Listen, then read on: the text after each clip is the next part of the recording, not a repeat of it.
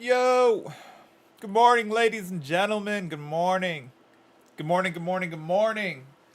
I think we're out of ads, right? We're out of those stupid, silly ads. Oh, here, before I do this, I felt like I was going to spill my coffee on me. Oh my god, that's hot. Oh my god, everything's happening at once. Good morning, everybody. How we feeling today? Hope everyone's having a great Sunday, the day of the Lord, which is actually kind of the topic of today. So, don't worry, I'm not going to be a Bible thumper and be like, praise the Lord. That's not what we're doing today. However, there's this really cool series from I believe he's a clinical psychologist, Jordan Peterson. Really smart dude. He does a lot of different things.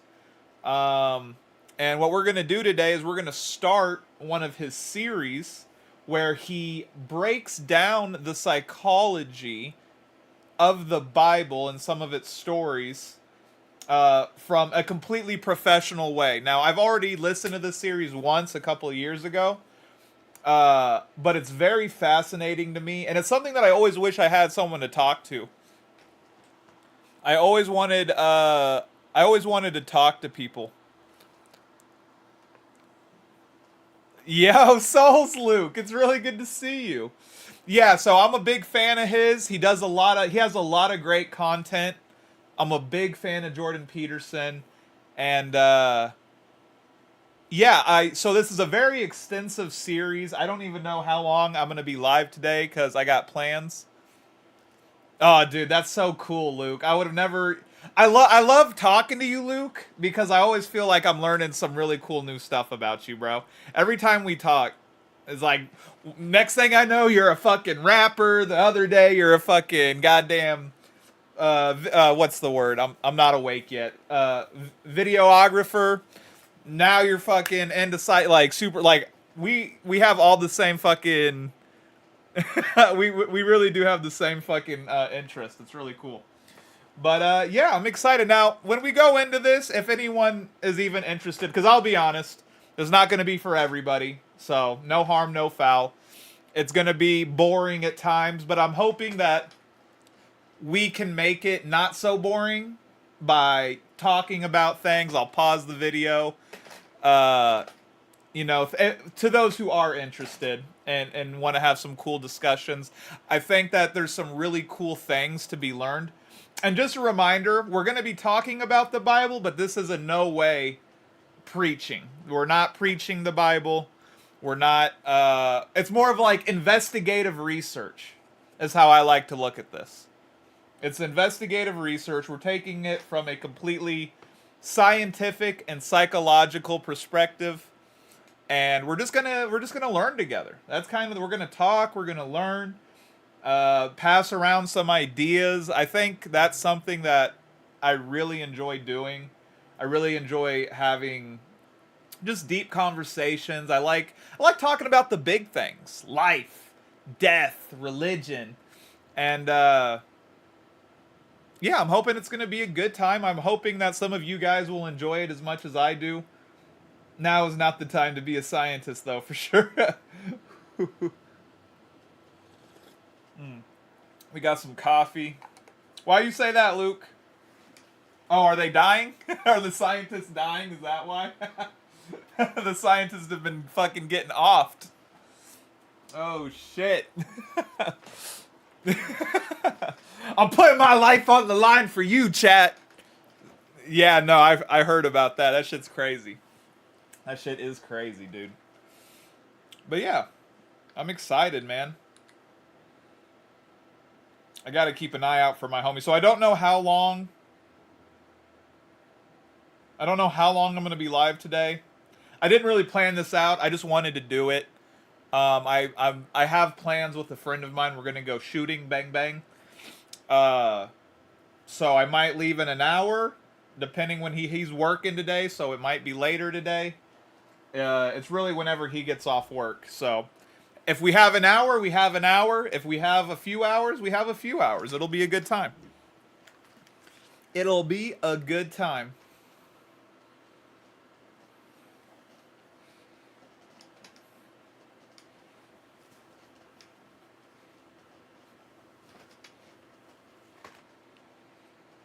All right, all right, all right, all right.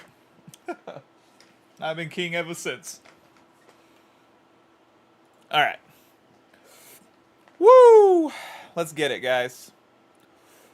Let's get it. I know that ain't right. Why is that still... Oh. Wait, what? What's going on? Okay, we're good. We're good, we're good. Alright, let's get into it, chat. Let's get into it! Ooh, what? There's a new sparking zero thing? Hold on. Imagine being able to build anything just by thinking about it. Alright, immediately getting off topic. I'm curious. I'm curious to see what's going on right here.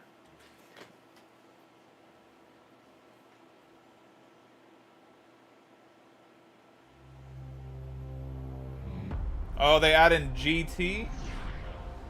Wasn't GT already in this?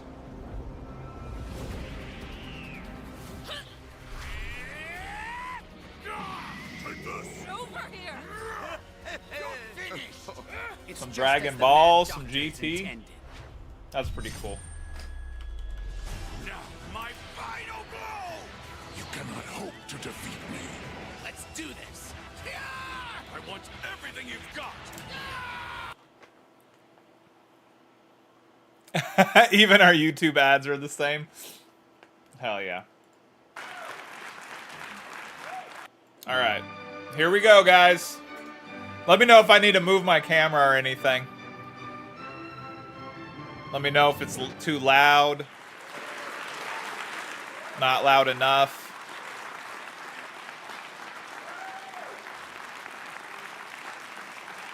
Y'all let me know. Y'all let me know. The psychological significance of the biblical stories. Coming. It's really shocking to me that you don't have anything better to do on a Tuesday night. No, seriously though. Yeah, yeah. I mean, oh yeah. Yeah, I'll pause. I'll try to find a nice balance. I don't want to constantly pause, but I definitely do want to take time. Volume up a bit. I got you. Definitely want to take some time to pause, and so we can talk about things. And yeah, it's gonna be really casual. These might go longer. Let me get that volume up. Volume up. Boom.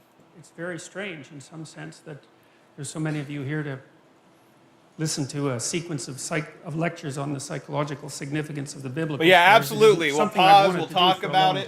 But it's going to be a lot. It's a lot of still food does for surprise thought. me It's that, going to be some brain exercises. But let me not yet. there's a Let's lock ready in. audience for it, and well, Let's lock in. so that's good. So we'll see how it goes, and I'll start with this because this is the right question. The right question is why bother doing this, and I don't mean why should I bother doing it. I have my own reasons for doing it, but you might think, well, why bother with this strange old book at all? And that's a good question, you know. It's a contradictory document that's been cobbled together over thousands of years. It's outlasted kingdoms, many, many kingdoms. You know, it's really interesting that it turns out that a book is more durable than stone. It's more durable than a castle. It's more durable than an empire. And that's really interesting. You know, That is true. It's something, in some sense, so evanescent can be so long-living. Wake me up. Sorry. So there's that. That's Wake kind of a me up mystery. inside. I'm approaching this whole scenario, the biblical stories, as if they're a mystery, fundamentally. All right, so that's a good question, Luke. So he says, I'm curious here now quickly, are you yourself religious or raised under any religious teaching? So I was raised, so I got half my family is Irish and the other half is Sicilian and Mexican. So growing up, I was perplexed at a young age, which really, most of my life, I wouldn't say, well, no. I would say my early life, I was pretty atheist. I went through a really atheist phase because I was shown, I was raised in a Catholic church with my Mexican family and a more, what would you say, what's the like Baptist Southern, or not, I guess it wasn't Southern, but more of like a Baptist church, like Christianity. So at a young age, I grew up under religious teachings 100%, and because of the exposure to two different things so quickly, it obviously made me question religion altogether.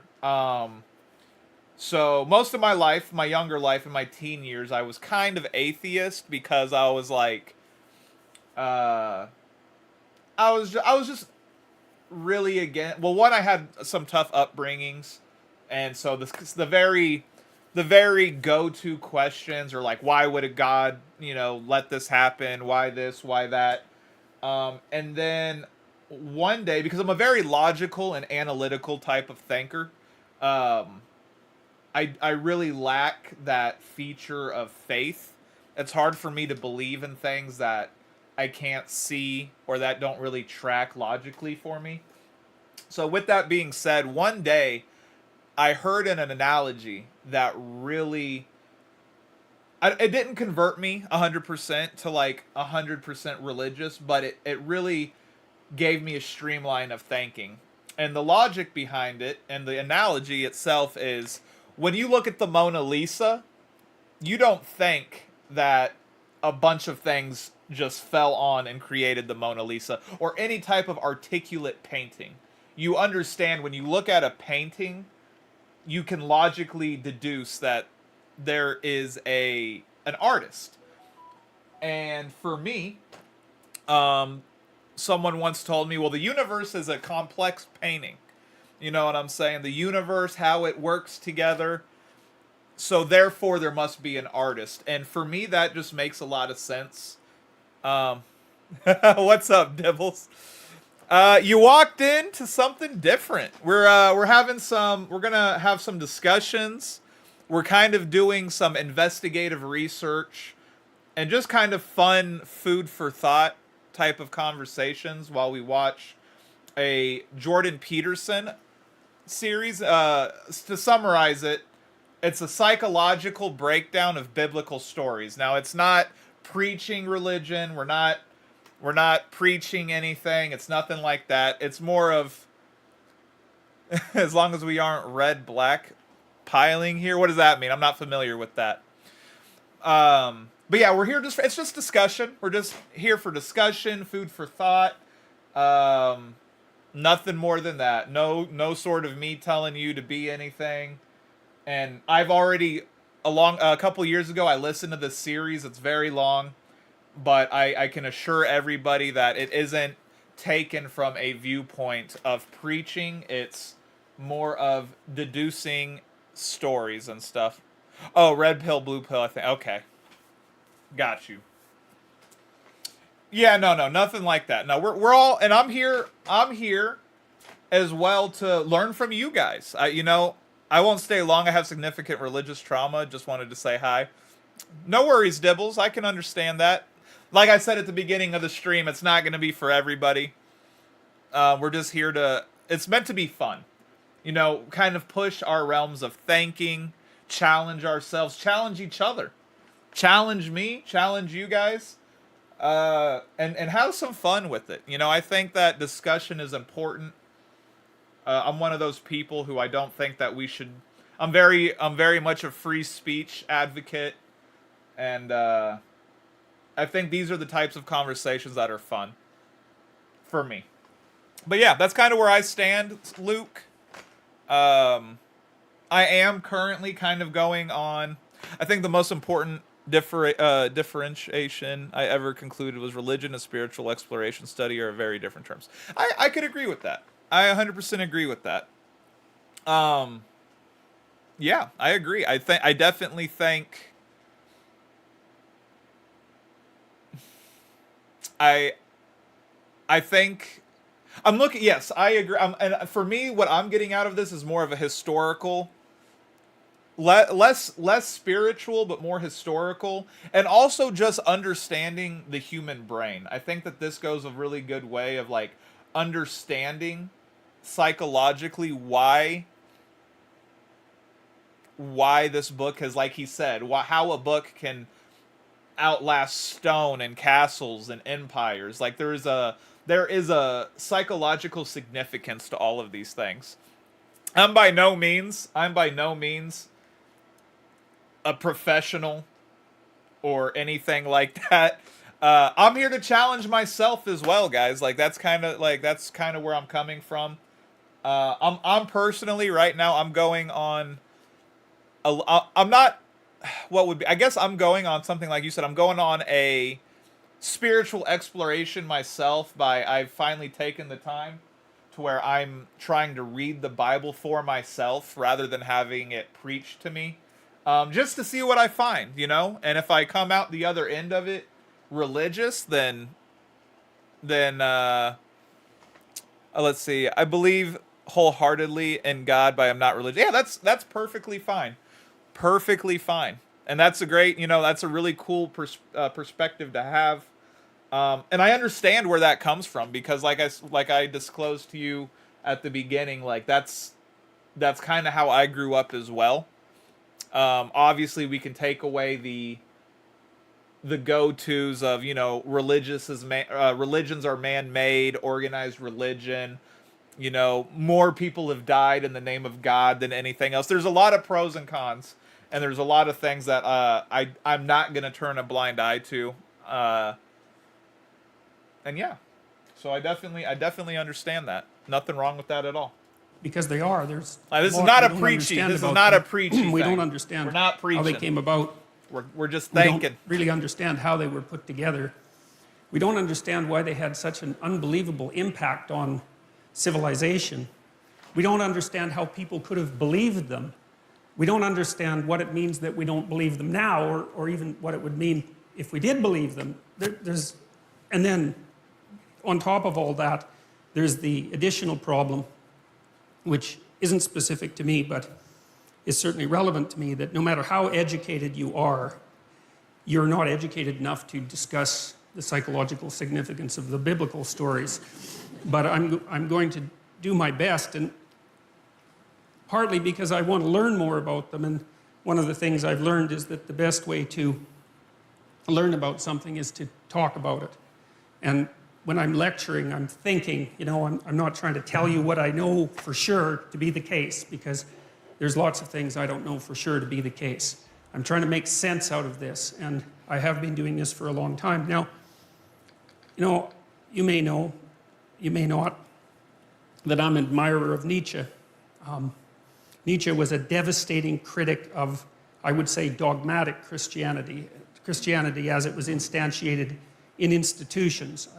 I suppose, although he's a very paradoxical thinker, because, for example, one of the things Nietzsche said was that he didn't believe that the scientific revolution would have ever got off the ground if it hadn't been for Christianity, and more specifically for Catholicism, because he believed that over the course of really 1,000 years, the European mind, so to speak, had to train itself to interpret everything that was known within a single coherent framework.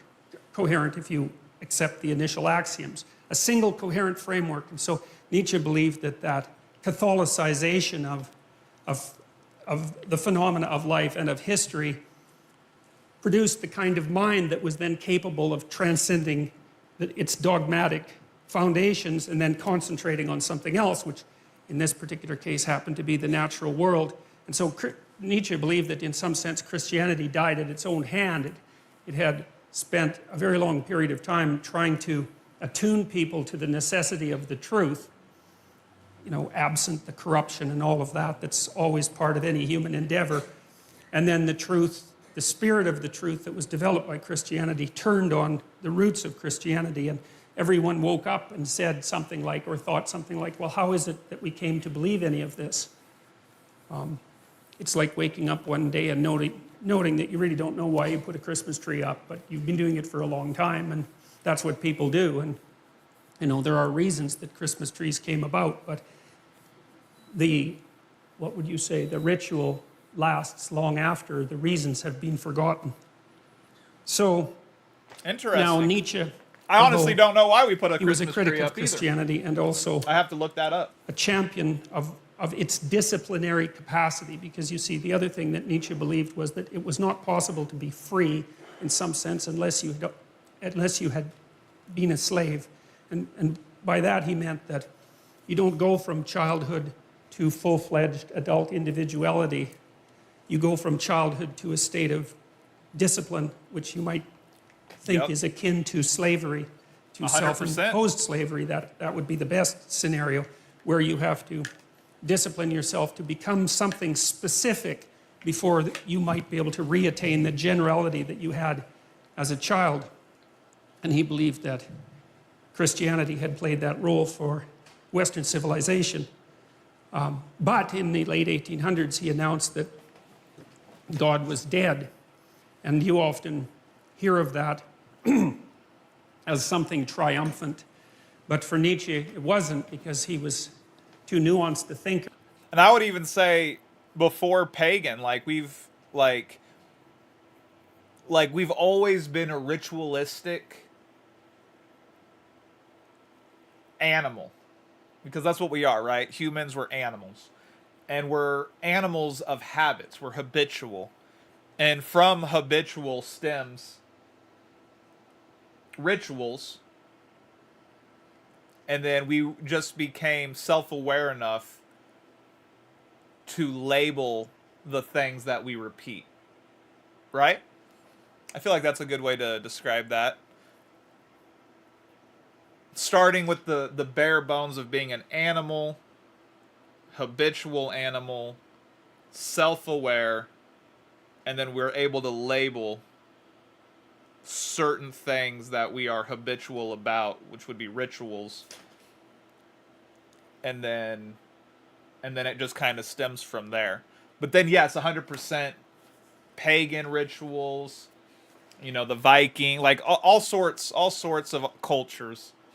We evolved or progressed at the time to different types of rituals around the world.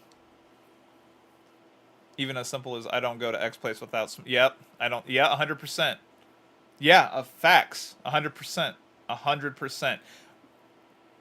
And then we hear ritual... It's important to understand that, rituals don't have to be the extreme that come to mind. Exactly what you said. It's everyday habits, I feel like that we use the word habits, but it's ritualistic. Or, even going out to drink and taking shots. Yeah, exactly. Exactly.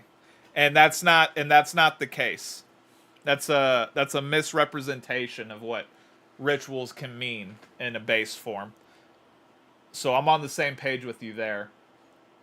But yeah, same as doing a cheers, cheers, a toast, taking shots, smoking circles, all of these types of things are rituals that we do in modern day. To be that simple-minded.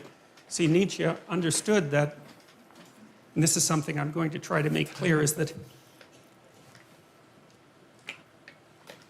there's a very large amount that we don't know about the structure of experience, that we don't know about reality, and we have our articulated representations of the world, and then you could think of outside of that, there are things we know absolutely nothing about, and there's a buffer between them, and those are things we sort of know something about, and we don't know them in an articulated way. Here's an example, sometimes you're arguing with someone close to you, and they're in a bad mood, and they're being touchy and unreasonable, and you keep the conversation up, and maybe all of a sudden they get angry, or maybe they cry, and then when they cry, they figure out what they're angry about, and it has nothing to do with you, even though you might have been what precipitated the argument, and that's an interesting phenomenon as far as I'm concerned, because it means that people can know things at one level without being able to speak what they know at another. And so in some sense, the thoughts rise up from the body, and They do that in moods, and they do that in images, and they do that in actions. And we have all sorts of ways that we understand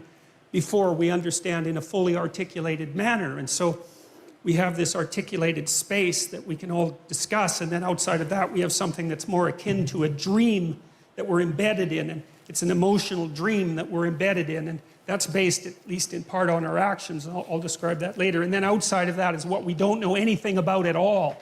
And in that dream, that's where the mystics live, and that's where the artists live, and they're the mediators between the absolute unknown and the things we know for sure.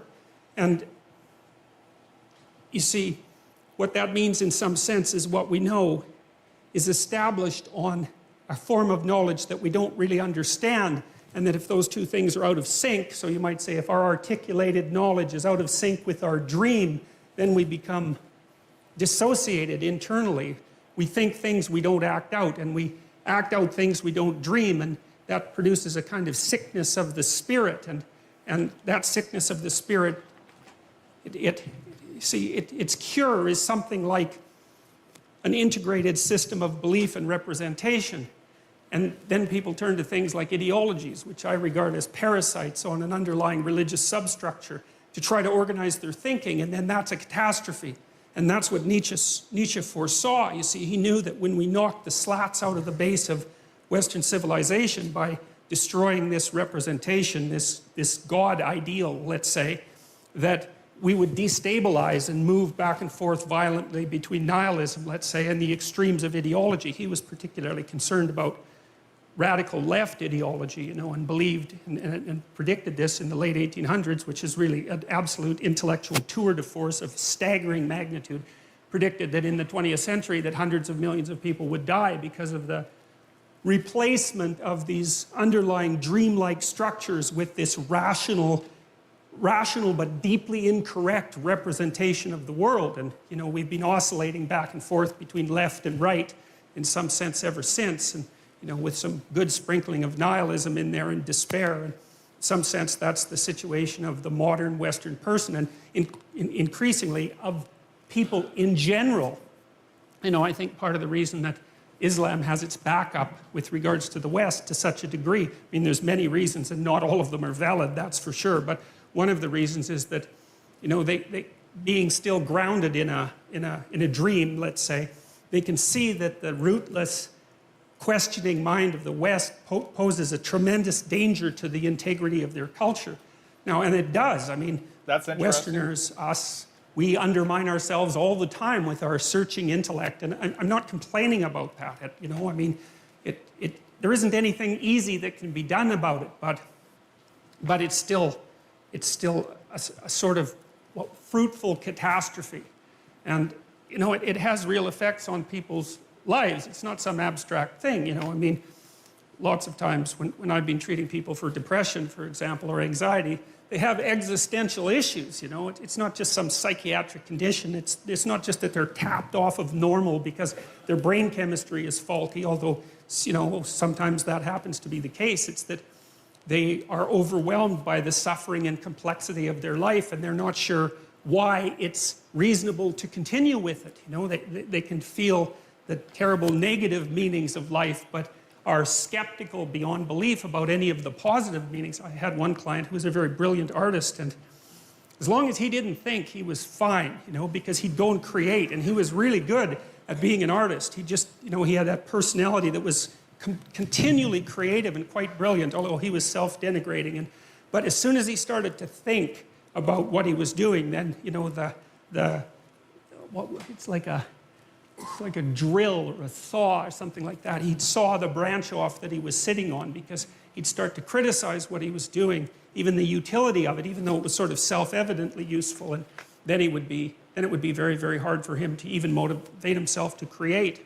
And he always struck me as a good example of the consequences of having your rational intellect divorced in some way from your being, divorced enough so that it actually questions the utility of your being. And it's not a good thing.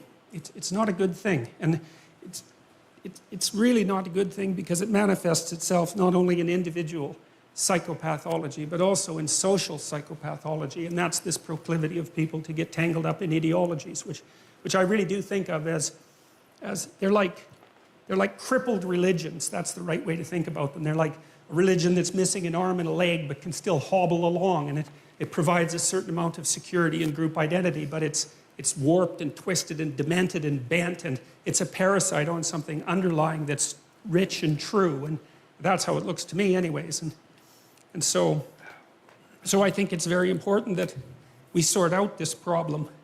I think that there isn't anything more important that needs to be done than that. I've thought that for a long, long time, probably since the early 80s, when I started looking at the role that belief systems played in regulating psychological and social health. Because you can tell that they do that because of how upset people get if you challenge their belief systems. It's like, why the hell do they care exactly? What difference does it make if all of your ideological axioms are 100% correct? Like, people get unbelievably upset when you poke them in the axioms, so to speak. And it is not by any stretch of the imagination obvious why, you know. But it's like there's a fundamental truth that they're standing on. It's like they're on a raft in the middle of the ocean and you're starting to pull out the logs, you know, and they're afraid they're going to fall in and drown. It's like, drown in what? And what are the logs protecting themselves? So he's making a good point that's interesting to me. And it's just that, and it kind of makes sense, but he's posing the question, why do people get so upset when you challenge their belief systems? And obviously what comes to mind is like the super hardcore Christians, you know, who, as soon as you start poking holes in their stories, they get really upset. They don't want to hear it. They get defensive. That's with pretty much any religious person, like very religious person. And he, it's such a simple question, but it's like, why do you care? And it's because your reality is founded on you don't want to question yourself. I feel like people don't want to question themselves, and that's something that we don't want to be like. We want to question, you know. There are some things that we can't get into the mind of a God. You know, we're humans, so we can't try to assume that we know the reasoning for a higher being in some cases. But it's funny of how easily he poses the question, why do you care if everything is 100% correct? Because if enough of it's correct, why do you care, you know? Like, that's just kind of interesting to me. Maybe I'm not wording that properly, but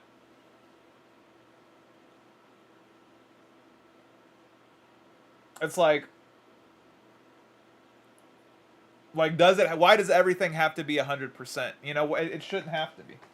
Them from, and why are they so afraid to move beyond the confines of the ideological system? And these are not obvious things. So I've been trying to puzzle that out for a very long time, and I've done some lectures about that are on YouTube. Most of you know that. And some of what I'm going to talk about in this series you'll have heard if you've listened to the YouTube videos. But, you know, I'm trying to hit it from different angles. And so Nietzsche's idea was that human beings were going to have to create their own values, essentially. Now, he understood that we had bodies and that we had motivations and emotions. Like, he was a romantic thinker in some sense, but way ahead of his time, because he knew that our capacity to think wasn't some free-floating soul, but was embedded in our physiology, constrained by our emotions, shaped by our motivations, shaped by our body. He understood that, but he still believed that the only possible way out of the problem would be for human beings themselves to become something akin to God and to create their own values. And he thought that he talked about the person who could create their own values as the overman or the superman, and that was one of the parts of Nietzschean philosophy that the Nazis, I would say, took out of context and used to fuel their, superior man ideology. So, and we know what happened with that. That didn't seem to turn out very well, that's for sure. And see, I also spent a lot of time reading Carl Jung, and it was through Jung and also Jean Piaget, who's a developmental psychologist, that I started to understand that our articulated systems of thought are embedded in something like a dream, and that dream is informed in a complex way by the way we act. So, you know, we act out things we don't understand all the time. And if that wasn't the case, then we wouldn't need a psychology or a sociology or an anthropology or any of that, because we would be completely transparent to ourselves. And we're clearly not. So we're much more complicated than we understand, which means that the way that we behave contains way more information than we know. And part of the dream that surrounds our articulated knowledge has been extracted as a consequence of us watching each other behave and telling stories about it for thousands and thousands and thousands of years, extracting out patterns of behavior. You have a great that day, Soul, characterize or Luke, humanity, sorry.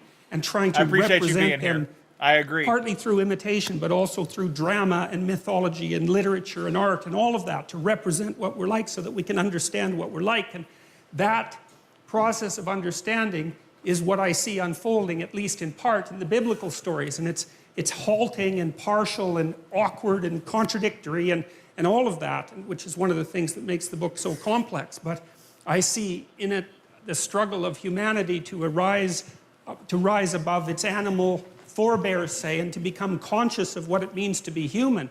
And that's a very difficult thing, because we don't know who we are, what we are, where we came from, or any of those things. And, you know, the life is an unbroken chain going back 3.5 billion years. It's an absolutely unbelievable thing. Every single one of your ancestors reproduced successfully for 3.5 billion years.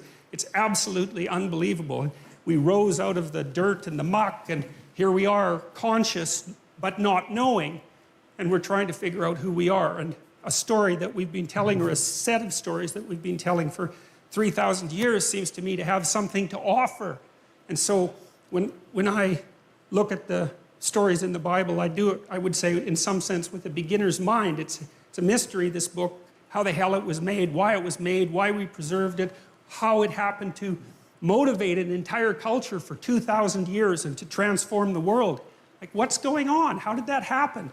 It's by no means obvious. And one of the things that bothers me about casual critics of religion is that they don't take the phenomena seriously. And it's a serious phenomena. I mean, not least because people have the capacity for religious experience, and no one knows why that is. And I mean, you can induce it reliably in all sorts of different ways.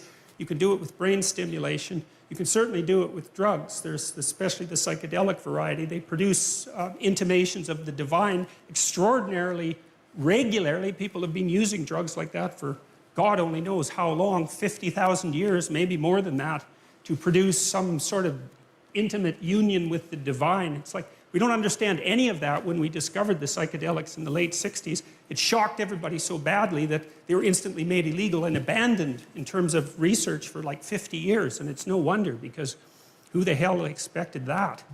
Nobody. Now Jung was a student of Nietzsche's, you see, and he was also, I would say, a very astute critic of Nietzsche. He was educated by Freud, and Freud, I suppose, in some sense, started to collate the information that we had pertaining to the notion that people lived inside a dream. You know, it was Freud who really popularized the idea of the unconscious mind. And we take this for granted to such a degree today that we don't understand how revolutionary the idea was. Like, with what's happened with Freud is that we've taken all the marrow out of his bones, so to speak, and left the husk behind. And, you know, now when we think about Freud, we just think about the husk, because that's everything that's been discarded. But so much of what he discovered is part of our popular conception now, including the idea that your perceptions and your actions and your thoughts are all, what would you say, informed and shaped by unconscious motivations that are not part of your voluntary control. And that's a very, very strange thing. It's one of the most unsettling things about the psychoanalytic theories, because the psychoanalytic theories are something like, you're a loose collection of living sub-personalities, each with its own set of motivations and perceptions and emotions and rationales, all of that. And you have limited control over that. So you're like a plurality of internal personalities that's loosely linked into a unity. You know that because You can't control yourself very well, which is one of Jung's objections to Nietzsche's idea that we could create our own values. So Jung didn't believe that, especially not after interacting with Freud, because he saw that human beings were affected by things that were deeply, deeply affected by things that were beyond their conscious control. And no one really knows how to conceptualize those things. You know, the cognitive psychologists think about them in some sense as computational machines. And the ancient people, I think, thought of them as gods, although it's more complex than that. Like rage would be a god. Mars, the god of rage, that's the thing that possesses you when you're angry. You know, it has a viewpoint and it says what it wants to say, and that might have very little to do with what you want to say when you're being sensible. And it doesn't just inhabit you, it inhabits everyone, and it lives forever, and it even inhabits animals. And so it's this transcendent psychological entity that inhabits the body politic like a thought inhabits the brain. That's one way of thinking about it. It's a very strange way of thinking, but it certainly has its merits. And those things, well, in some sense, those are deities, although it's not that simple. And so Jung got very interested in dreams and started to understand the relationship between dreams and myths, because he would see in his clients' dreams echoes of stories that he knew because he was deeply read in mythology.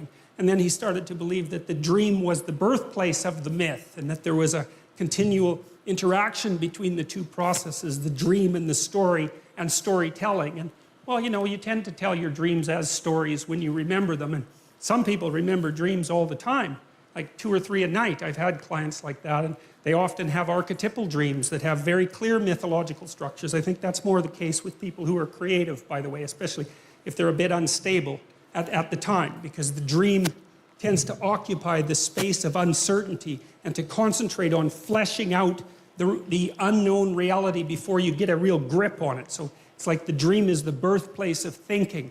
That's a good way of thinking about it. And so because it's the birthplace of thinking, it's not that clear. It's doing its best to formulate something. That was Jung's notion, as opposed to Freud, who believed that there were sensors, internal sensors, that were hiding the dream's true message. That's not what Jung believed. He believed the dream was doing its best to express a reality that was still outside of fully articulated conscious comprehension. It was, because you think, look, a thought appears in your head, right? That's obvious. Bang, it's nothing you ever ask about. But what the hell does that mean?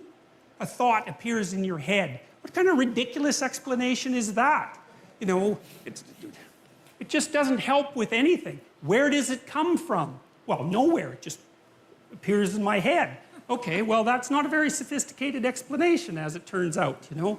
And so you might think that those thoughts that you think, well, where do they come from? Well, they're often someone else's thoughts, right? Someone long dead, that might be part of it, just like the words you use to think are utterances of people who've been long dead.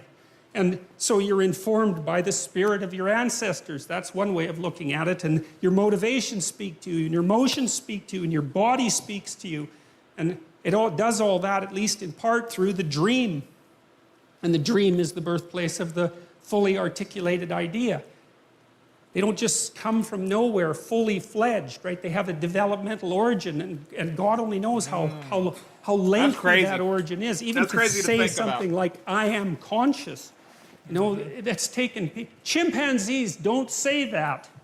You know, it's been 7 million years since we broke from chimpanzees, something like that, from the common ancestor. You know, they have no articulated knowledge at all. They have very little self-representation in some sense, and very little self-consciousness. And that's not the case with us at all. And we had to painstakingly figure all of this out during that, you know, 7 million year voyage. And I think some of that's represented and captured in some sense in these ancient stories, which I believe were part of, especially the oldest stories in Genesis, which is the stories we're going to start with, that some of the archaic nature of the human being is encapsulated in those stories, and it's very, very instructive as far as I can tell. I can give you just a quick example. You know, there's an idea of sacrifice in the Old Testament, and it's pretty barbaric, you know. I mean, the story of Abraham and Isaac is a good example of that, because Abraham is called on to actually sacrifice his own son, which doesn't really seem like something that a reasonable God would ask you to do, right? And the God in the Old Testament is frequently cruel and arbitrary and demanding and paradoxical, and which is one of the things that really gives the book life, because it wasn't edited by a committee, a committee that was concerned with not offending anyone, that's for sure. So,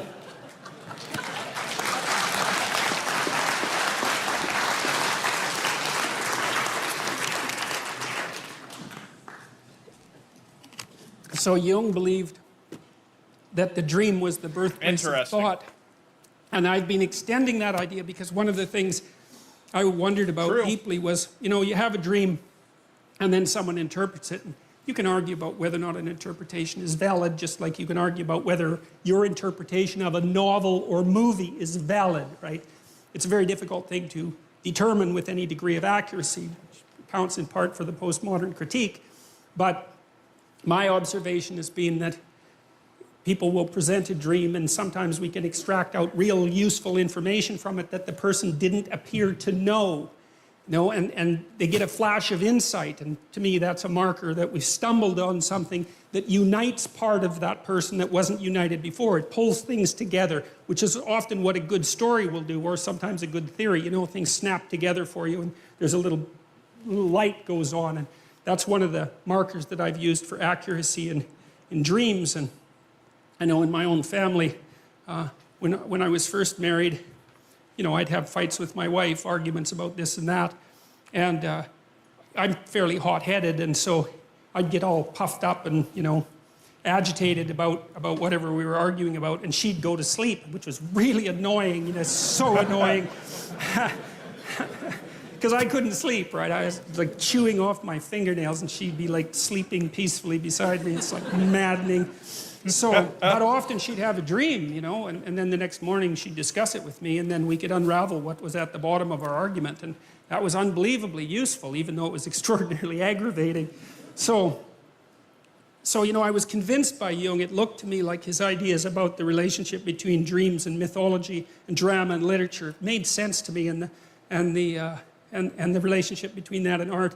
I know this native carver, he's a Kwakwaka'wakw guy. He's carved a bunch of wooden sculptures, totem poles, and masks that I have in my house. And he's a very interesting person, not literate, not particularly literate, and really still steeped in this ancient 13,000-year-old tradition. He's an original language speaker. And the fact that he isn't literate has sort of left him with the mind of someone who's pre-literate. And pre-literate people aren't stupid, they're just not literate, so their brains are organized differently in many ways. And I've asked him about his intuition for his carvings, and he's told me that he dreams, like you've seen the Haida masks, you know what they look like. Well, his people are closely related to the Haida, so it's the same kind of style. He said he dreams in those animals and can remember his dreams, and he also talks to his grandparents who taught him how to carve in his dreams. Quite often, if he runs into a problem with carving, his grandparents will come and he'll talk to them. But he sees the creatures that he's going to carve living in an animated sense in his imagination. And I mean, it's not that difficult. First of all, I have no reason to disbelieve him. He's a very, very straightforward person, and he doesn't have the motivation or the guile, I would say, in some sense, to invent a story like that. There's just no reason he would possibly do it. I don't think he's told that many people about it. He thinks it's kind of crazy, He said when he was a kid, he thought he was insane because he'd had those dreams all the time about these creatures and so forth. And so it wasn't something he was trumpeting. But I found it fascinating because I can see in him part of the manifestation of this unbroken tradition. We have no idea how traditions like that are really passed along for thousands and thousands of years, right? Part of it's oral and memory, part of it's acted out and dramatized, and then part of it's going to be imaginative. And people who aren't literate, they store information quite differently than we do. We don't remember anything. It's all written down in books, right? But if you're from an oral culture, especially if you're trained in that way, you have all of that information at hand, both so you can speak it, you can tell the stories, and you really know them. And modern people don't really know what that's like anymore. Doubt if there's more than maybe two of you in the audience that could spout from memory like a 30-line What's poem. up, Sega And Sal? poetry was written What's up, so man? that people could do that. Long time no see. That's why we have that form, is so that people could remember it and have it with them. And we don't do any of that anymore. Anyways, back to Jung. Jung was a great believer in the dream, and I noted that dreams will tell you things that you don't know. And then I thought, well, how the hell can that be? How that in the world can something you think up tell you something you don't know? How does that make any sense? First of all, why don't you understand it? Why does it have to come forth in the form of the dream? It's like there's something going on inside you that you don't control, right? The dream happens to you just like life happens to you. I mean, there is the odd lucid dreamer who can, apply a certain amount of conscious control, but most of the time you're laying there asleep and this crazy complicated world manifests itself inside you and you don't know how, you can't do it when you're awake and you don't know what it means. It's like, what the hell is going on? And that's one of the things that's so damn frightening about the psychoanalysts, because and you get this both from Freud and Jung, you really start to understand that there are things inside you that are happening that control you instead of the other way around. There's a bit of reciprocal control, but there's manifestations of spirits, so to speak, inside you that determine the manner in which you walk through life. And you don't control it. And what does? Is it random? There are people who have claimed that dreams are merely the consequence of random neuronal firing, which is a theory I think is absolutely absurd because there's nothing random about dreams. They're very, very structured and very, very complex. And they're not like snow on a television screen or static on a radio. Like, those things are complicated. There was something different. Food and then for also thought, I've seen discussion. so often that people have very coherent dreams that have a perfect narrative structure. They're fully developed in some sense. And so that just doesn't, that theory. These are the things that I like to do in my spare time. I figure I'd bring my intellectual, psychological interests to the stream. I'm a bit of a overthinker.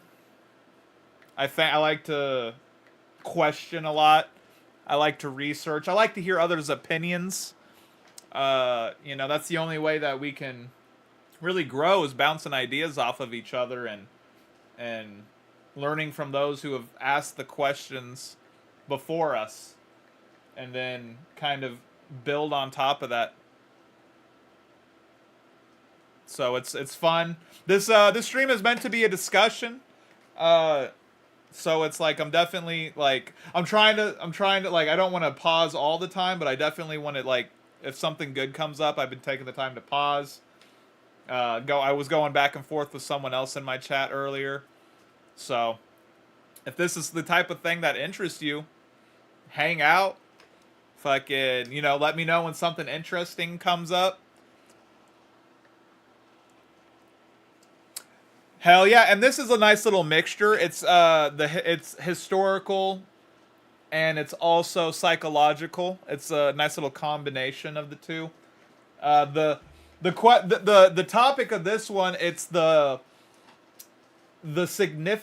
psychological significance of historical stories, specifically those from the Bible. And again, this is not preachy at all. This isn't like preaching God, but it's just kind of dissecting and asking the questions, why have these stories lasted as long as they have? You know what I'm saying? Why has the Bible, a book, outlasted stone, castles, empires? It's very, and there is a reason. There are reasons. It's interesting, and it's definitely deep. This is definitely deep stuff. It's not meant to be preachy, religious. As you can tell, you've hopped in here and you've heard a little bit. It's really breaking down the psychology of why humans hold on to certain stories and why they've been so significant. And if there is something to be taken from it, and kind of just dissecting the phenomena. Oh yeah, it's deep. And again, it's not preachy at all. It's not like you got to believe anything. It's really just take God out of the equation. There's a set of stories. Why have they lasted? What is the significance? Why have we as humans held on to these stories that are 3,000 plus years old? And it's a phenomenon, and just kind of breaking it down from a psychological point of view. And it's interesting. It's interesting to me. I like to, I'm curious. It just doesn't go anywhere with me. I just can't see that as useful at all. And So I'm more likely to take the phenomena seriously and say, well, there's something to dreams. Well, you dream of the future and then you try to make it into a reality. That seems to be an important thing. You know, or maybe you dream up a nightmare and try to make that into a reality, because people Exactly. do that too if they're I hell-bent agree. on revenge, for example. And he kind of touches on all of that, 100%. So far, we're only this is a long series. It's a lot of episodes. This is just episode 1, but we're 32 minutes in, and we've talked. He's already kind of gone over a lot of different things. Full of hatred and It's resentment. interesting. I mean, that manifests itself in terrible fantasies. You know, those are dreams, then people go act them out. These things are powerful, you know, and whole nations can get caught up in collective dreams. That's what happened to the Nazis. That's what happened to Nazi Germany in the 1930s. It was absolutely remarkable, amazing, horrific, destructive spectacle. And the same thing happened in the Soviet Union. The same thing happened in China. It's like, we have to take these things seriously, you know, and try to understand what's going on.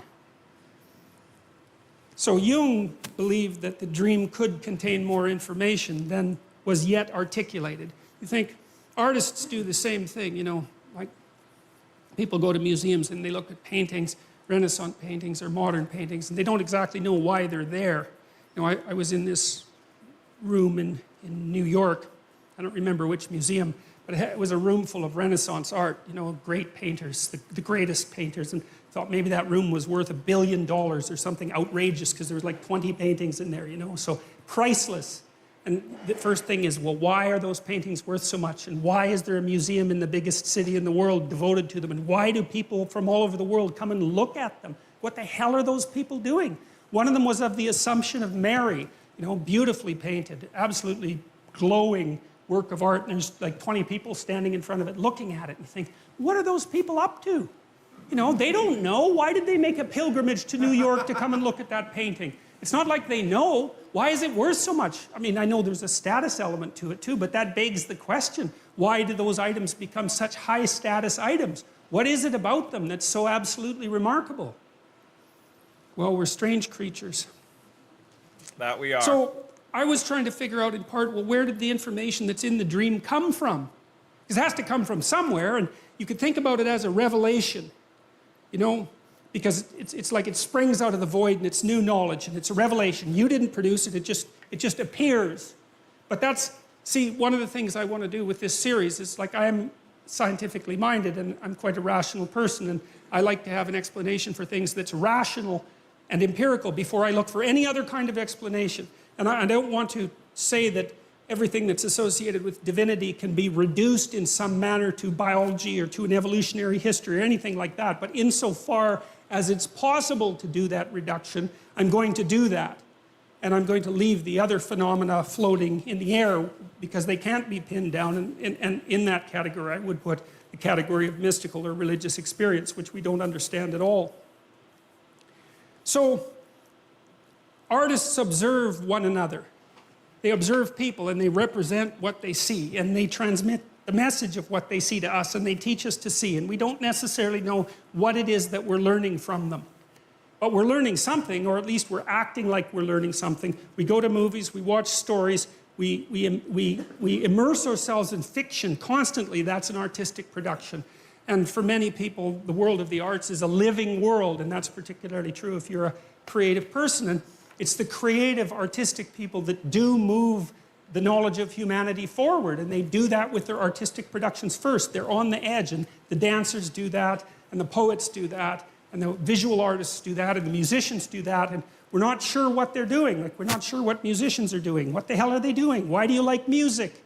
You know, it gives you a deep intimation of the significance of things. And no one questions it. You go to a concert, you're thrilled. It's a quasi-religious experience, particularly if the people really get themselves together and get the crowd moving. You know, there's something incredibly intense about it, but it makes no sense whatsoever. It's not an easy thing to understand. Music is deeply patterned, and patterned in layers, and I think that has something to do with it, because reality is patterned and deeply patterned in layers, and so I think music is representing reality in some fundamental way, and that we get into the sway of that and sort of participate in being, and that's part of what makes it such an uplifting experience. But we don't really know that's what we're doing. We just go do it, and it's nourishing for people, right? I mean, young people in particular, lots of them live for music. It's where they derive all their meaning, their cultural identity. Everything that's nourishing comes from their affiliation with their music and is part of their cultural identity. So that's an amazing thing. That is true. The question still remains, where does the information in dreams come from? And I think where it comes from is that we watch the patterns that everyone acts out. We've watched that forever, and we've got some representations of those patterns. That's part of our cultural history. That's what's embedded in stories, in fictional accounts of the story between good and evil, the bad guy and the good guy, and the romance. You know, these are canonical patterns of being for people, and they deeply affect us because they represent what it is that we will act out in the world. And then we flesh that out with the individual information we have about ourselves and other people. And so it's like there's waves of behavioral patterns that manifest themselves in the crowd across time. The great dramas are played on the crowd across time. And the artists watch that, and they get intimations of what that is, and they write it down and they tell us, and then we're a little clearer about what we're up to. You know, like a great dramatist like Shakespeare, let's say, we know that what he wrote is fiction, and then we say, well, fiction isn't true. But then you think, well, wait a minute, maybe it's true like numbers are true. Right, you know, bro? numbers are an abstraction from the underlying reality, but no one in their right mind would really think numbers aren't true. You could even make a case that the numbers are more real than the things that they represent, right? Because the abstraction is so insanely powerful. Once you have mathematics, you're just deadly. You can move the world with mathematics. And so it's not obvious that the abstraction is less real than Mathematics is the universe's language. Than the more concrete reality. And you take a work of fiction like Hamlet and you think, well, is that, it's not true because it's fiction. But then you think, wait a minute, what kind of explanation is that? Like maybe it's more true than nonfiction because it takes the story that needs to be told about you and the story that needs to be told about you and you and you and you and abstracts that out and says, look, here's something that's a key part of the human experience as such. Agreed. Right? So it's an abstraction from this underlying noisy substrate. And you came in a little late, but he was diving into the idea of dream and how the significance of dreams, and how that there's hidden knowledge that we ourselves don't know consciously, but and it kind of goes into the basics of the subconscious, and it's like our bodies and our brains know things that we yet don't know. And then he was describing how, like, he used the example of him and his wife would get into an argument and then she would go to sleep, which would piss him off because he'd be ready to fight and she goes to sleep. But then the next day, through dreams, she would have certain dreams and they would talk about it, and from there they would be able to kind of deduce and kind of find the things that were bothering them by dissecting their dreams. Exactly. 100%. And it's like the knowns, the unknown knowns, and the known unknowns. You know, there's so much, there's layers, and that like our body speaks to us, our mind speaks to us. I've had a sleepwalking experience, and it's interesting what your mind can produce when you sleep. Yeah, that's crazy. That's cool. I've never had that, but it's very interesting. Our minds are complex, for sure, and how we process information is multifaceted in different levels. Dream walking. Interesting. Oh, yeah. So, like, being aware, self-aware in your dream, is that what you mean? Like, becoming conscious within your dream? Is that what you mean by dream walking?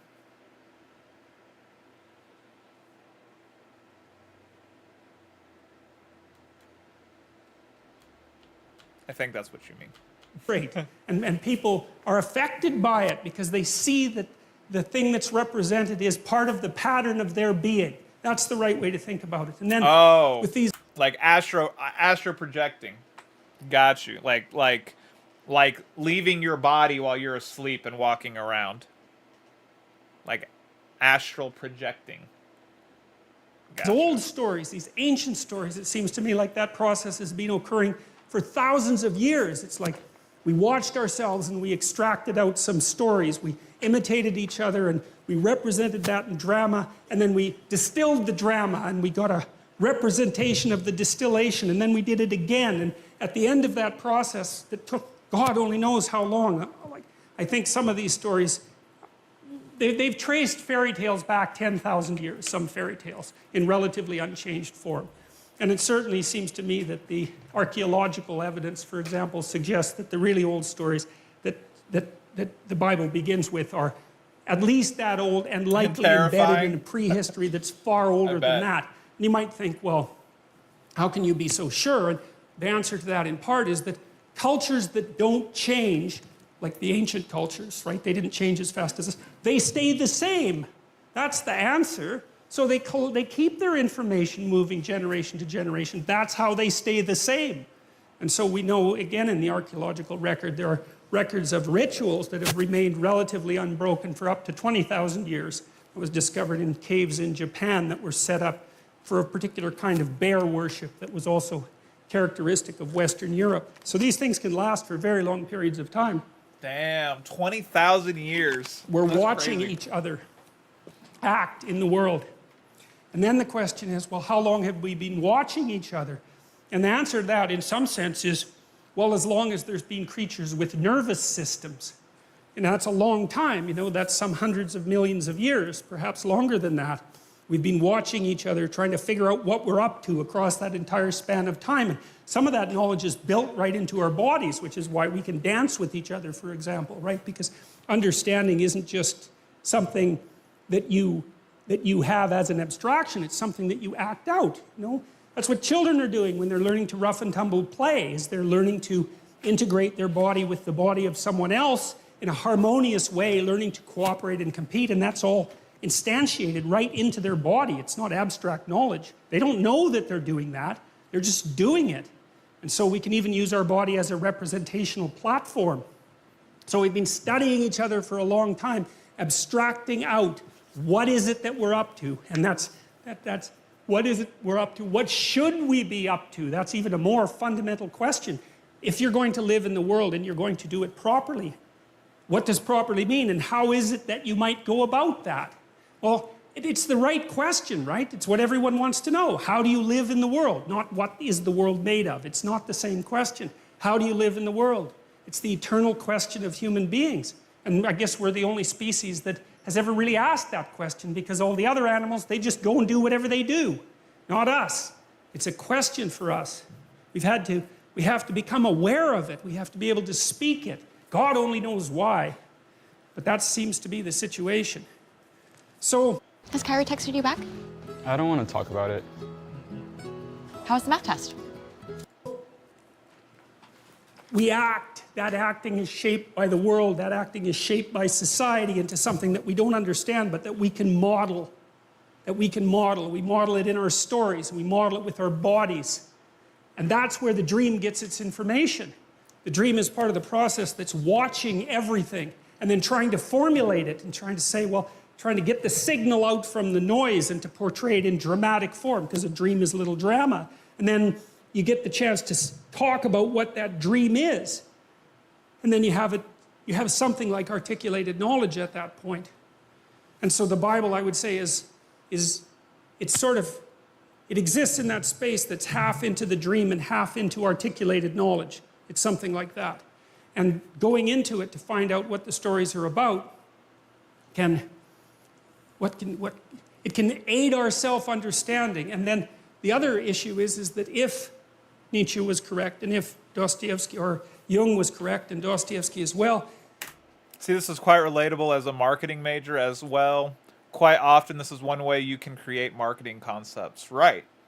Okay, that's cool. I'm not a marketing major, but I could, in theory, see how there's a connection there.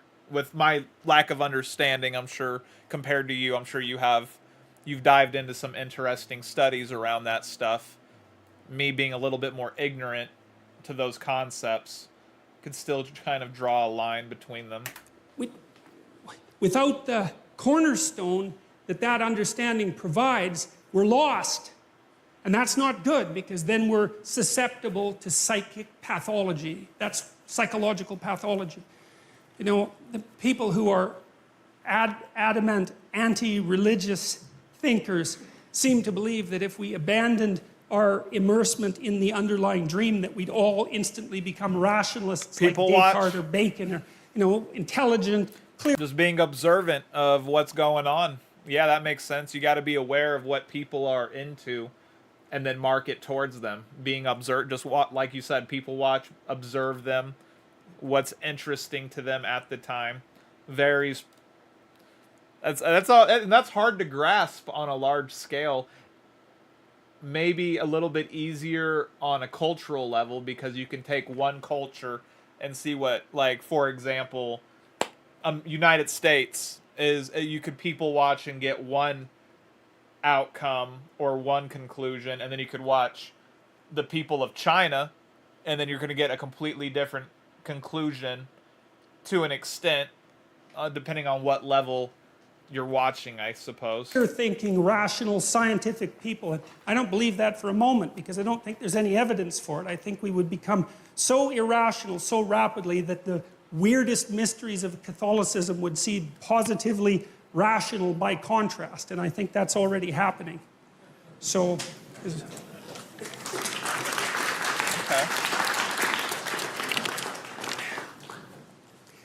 Okay.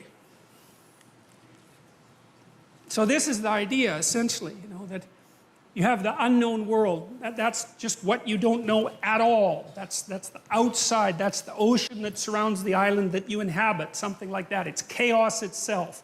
And then you act in that world, and you act in ways you don't understand. There's more to your actions than you can understand. One of the things Jung said, I loved this when I first understood it, he said, everybody acts out a myth, but very few people know what their myth is. And you should know what your myth is, because it might be a tragedy, and maybe you don't want it to be. And that's really worth thinking about, because you have a pattern of behavior that characterizes you, you know, and God only knows where you got it. Partly it's biological, partly it's from your parents, it's your unconscious assumptions, it's the way the philosophy of your society has shaped you, and it's aiming you somewhere. Well, is it aiming you somewhere you want to go? That's a good question. That's part of self-realization, you know. We know we don't understand our actions. That's almost every argument you have with someone is about that. It's like, well, why did you do that? And you come up with some half-baked reasons why you did it. You're flailing around in the darkness, you know, you try to give an account for yourself, but you can only do it partially. It's very, very difficult, because you're a complicated animal with the beginnings of an articulated mind, something like that. And you're just way more than you can handle. And all right, so you act things out, right? You act things out. And that's a kind of competence. And then you imagine what you act out, and you imagine what everyone else acts out. And so there's a tremendous amount of information in your action. And then that information is translated up into the dream and into art, into mythology and literature. And there's a tremendous amount of information in that. And then some of that is translated into articulated thought. And I'll give you a quick example of something like that. I think this is partly what happens in Exodus, when Moses comes up with the law.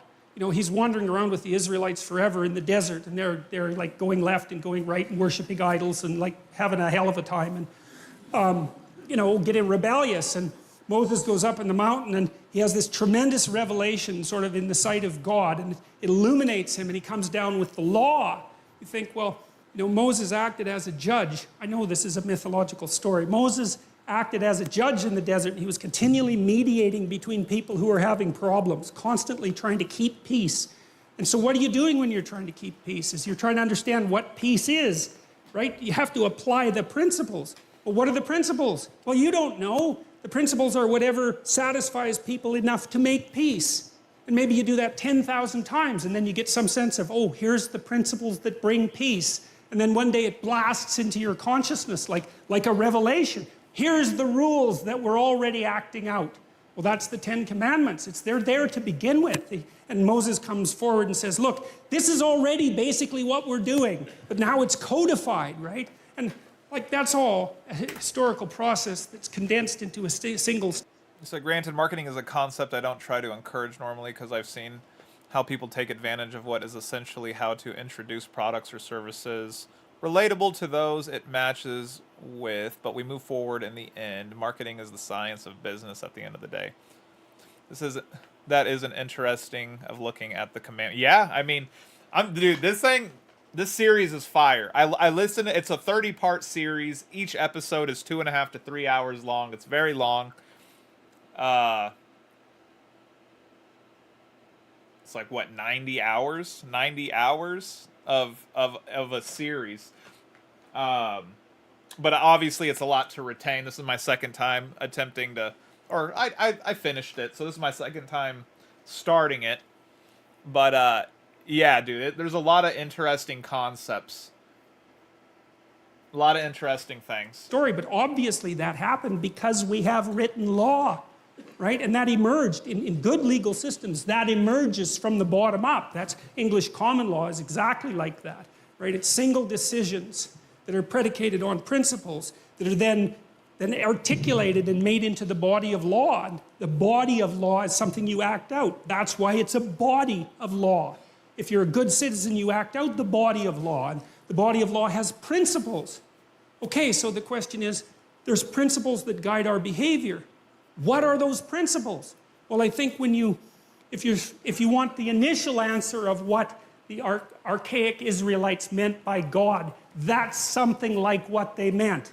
Now, it's not a good enough explanation, but look, imagine that you're a chimpanzee and you have a powerful, dominant figure at the pinnacle of your society. That represents power. Now, more than that, because it's not sheer physical prowess that keeps a chimp at the top of the hierarchy. It's much more complicated than that.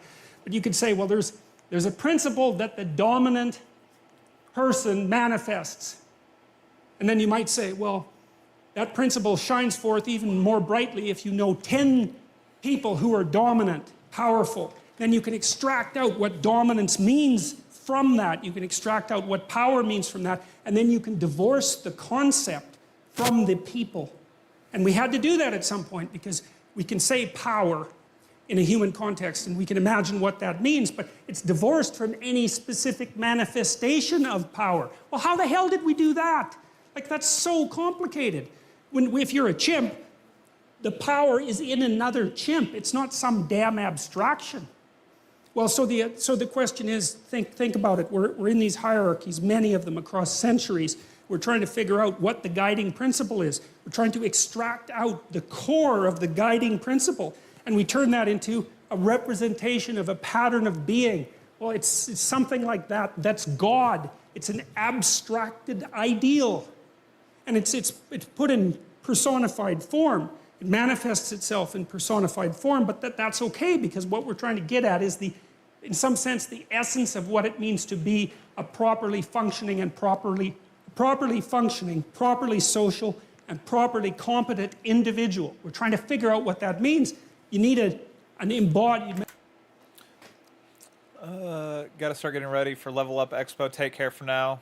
Feel free to let me know if you ever want to have an intellectual conversation one of these days. Oh yeah, dude, of course, bro. That's what these are here for. That's what I'm gonna try. I'm gonna try to start doing this stream at least like once a week, maybe more if I have the time. But trying to open conversation up, trying to expose myself and others to some interesting ideas and spark conversation. You know, trying to spark intellectual conversation. So I hope you have a great day at Level Up Expo. And it was good seeing you, brother. And yeah, definitely feel free to hopefully tap back in and we'll have some good conversations. And you need an ideal that's abstracted that you could act out that would enable you to understand what that means. And that's what we've been driving at. So that's the first hypothesis in some sense. I'm going to go over some of the attributes of this abstracted ideal that we've formalized as God. But that's the first sort of hypothesis, is that A philosophical or moral ideal manifests itself first as a concrete pattern of behavior that's characteristic of a single individual. And then it's a set of individuals. And then it's an abstraction from that set. And then you have the abstraction. It's so important. So here's a political implication, for example.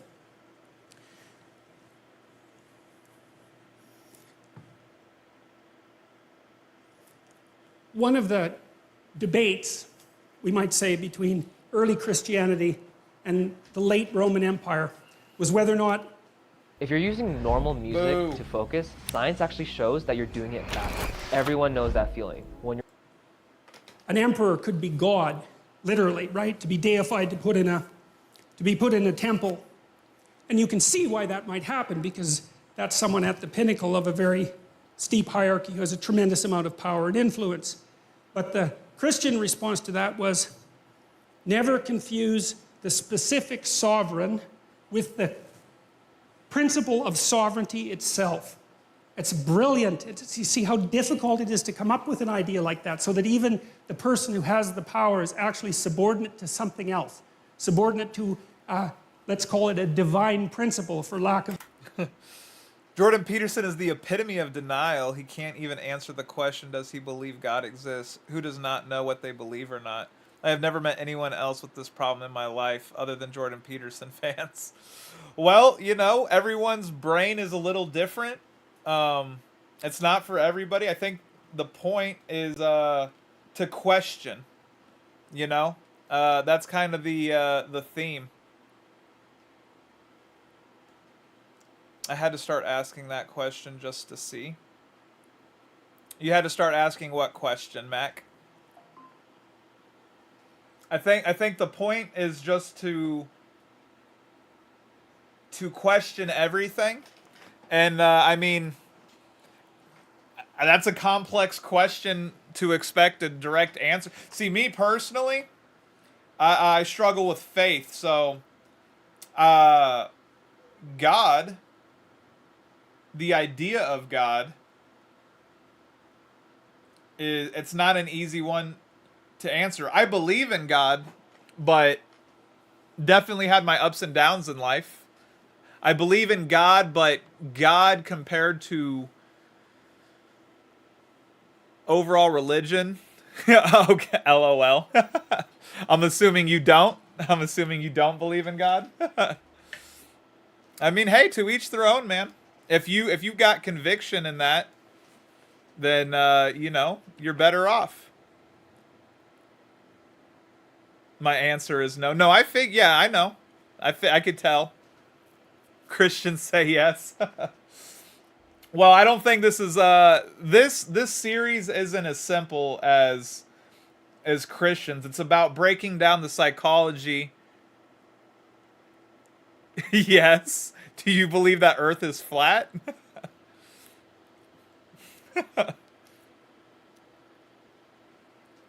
Yeah, I definitely believe that the Earth is round. It's a globe. Agnostic. Okay, so... What? So yeah, you believe in God. I'm a little rusty on my terms, but... You don't... Wait, I guess you don't believe in any God? Here, let me look up the definition of agnostic.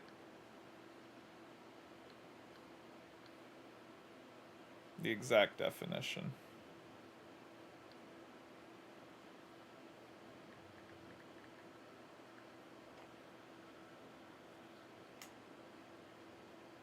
Okay, so then if you're agnostic, then you can't say no for sure. Yes, I know what denial is.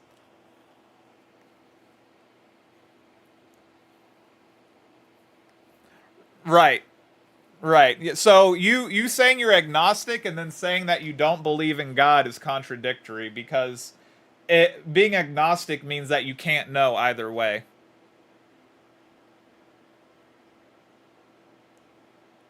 But you haven't been convinced that he doesn't exist either.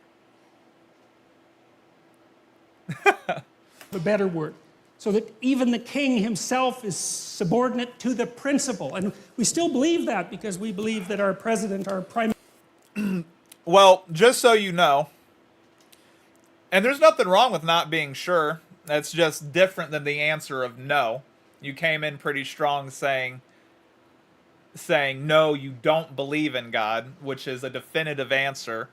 So if you're agnostic, then you can't say no, you don't believe in God. You just have to say I don't know.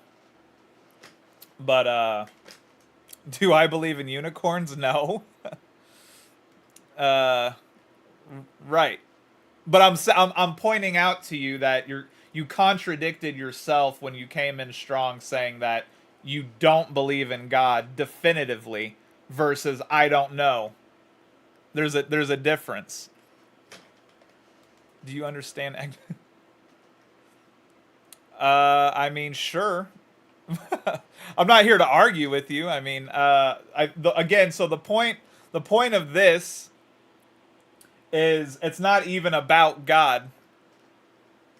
Okay, I mean that's fair. Good. I mean, good for you, man. I don't think anyone can know for sure. No, I don't think that's how that works. Just like what's his face? Like Sal said, agnostic is spiritual.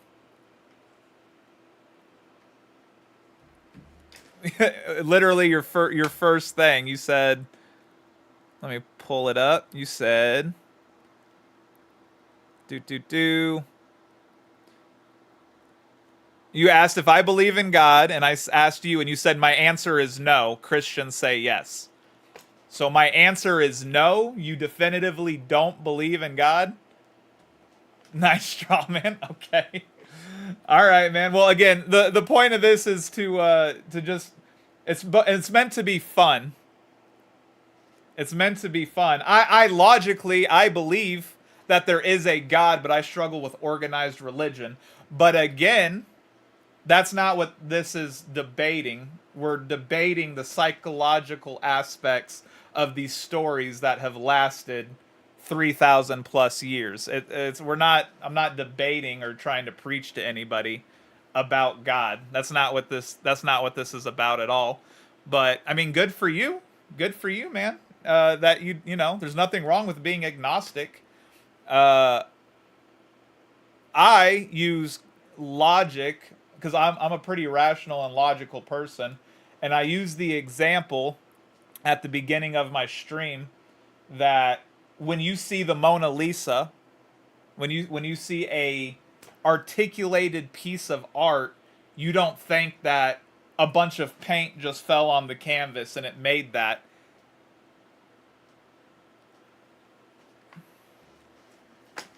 Okay, well, I mean, good for you, Mac. But again, I mean, that's fine. You can believe whatever you want. That's not really the topic of discussion, though. That's not what this is about. But I'm glad that I know. I'm happy for you. You're everyone's gonna be in different stages.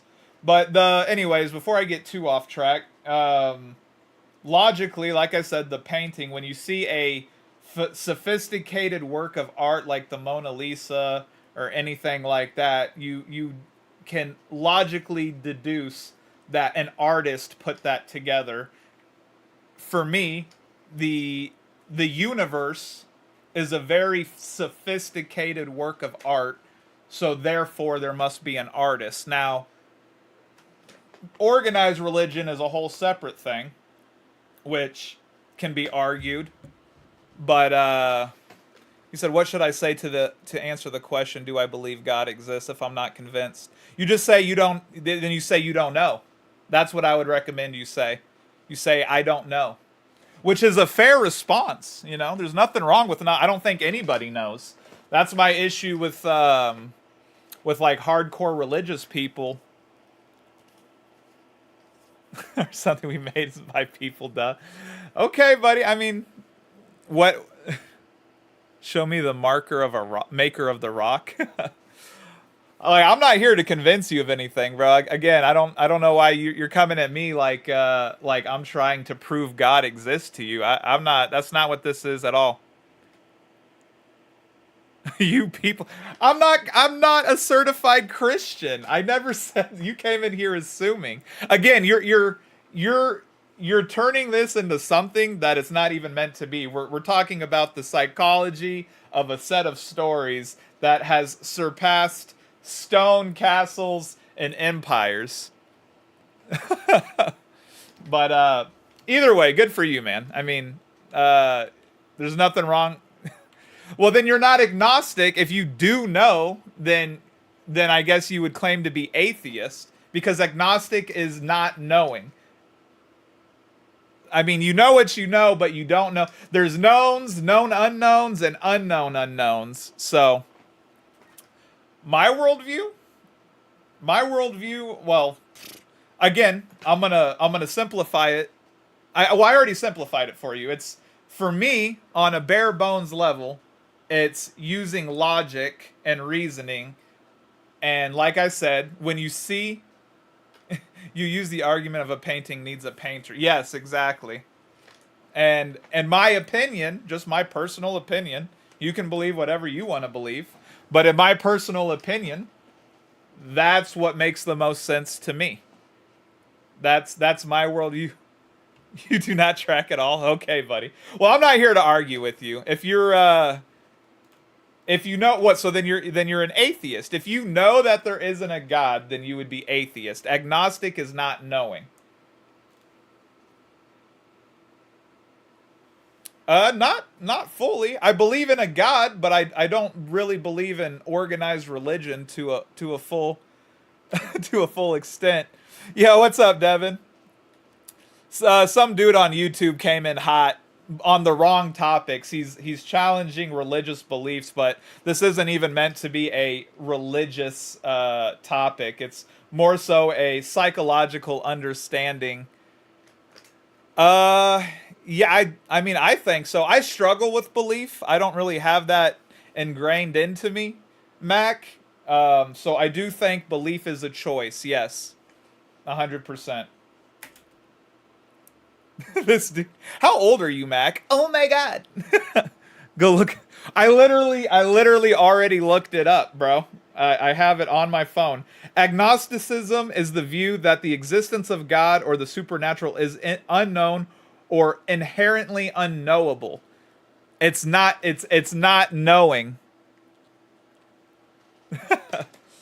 Well, this YouTube guy came in pretty hot about religion. Yo, that's what's up, Devin. And what's up, JP? This YouTube dude came in super hot,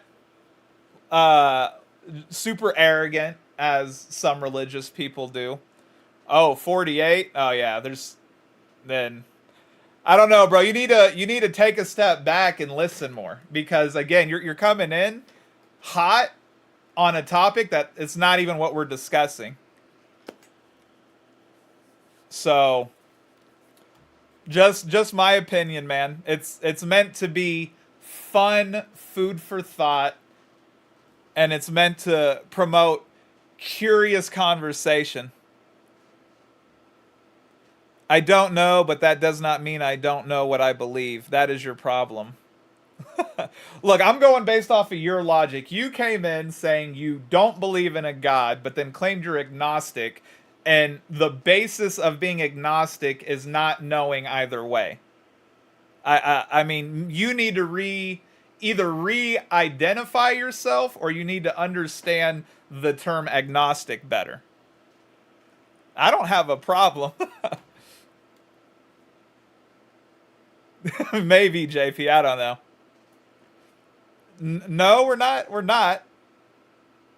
I mean, I don't know. I don't know what you're on, Mac. But at the end of the day, you can believe what you want to believe, my friend. It's meant to be fun, food for thought discussion. I'm happy that you're agnostic. You know, good for you, man. Yo, WJP. Yeah, it's just meant. I mean, he's the first person I've had with the attitude today. I've actually had a lot of good conversations so far today.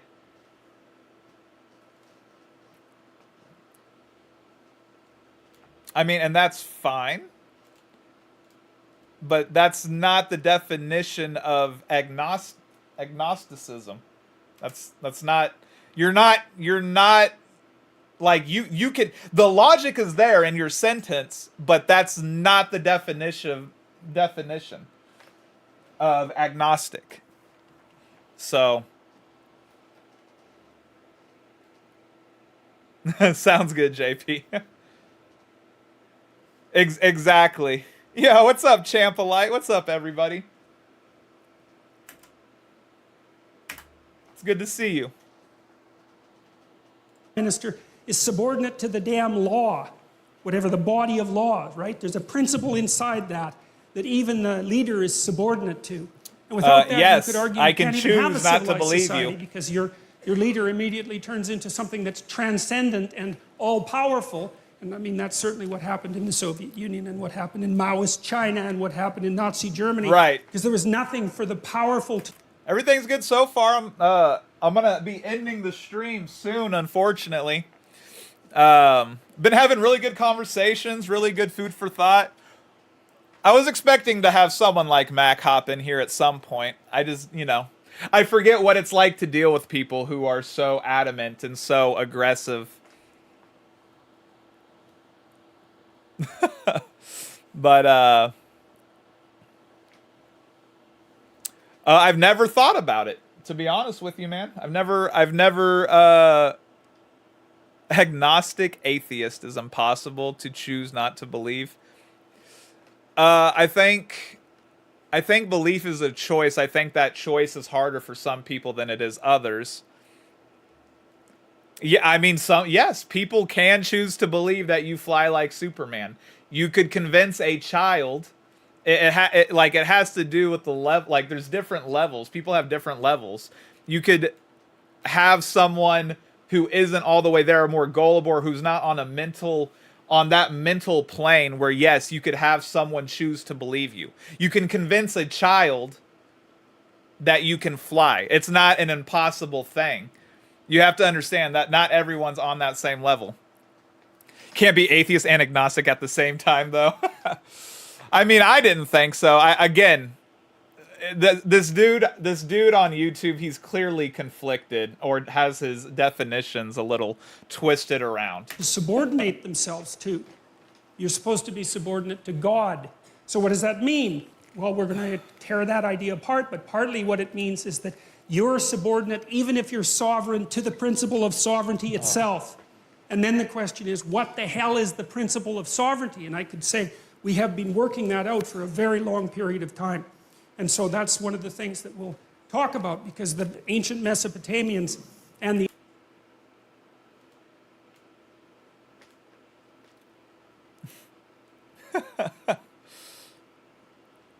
Well, I'm glad you're so passionate about your belief, Mac. But again, no one's here to argue with you. You can be arrogant and think that you know better, but it's really not going to get you far. I recommend, even though you're 48, I would recommend that you humble yourself and keep more of an open mind, especially if you claim to be agnostic. You would be more.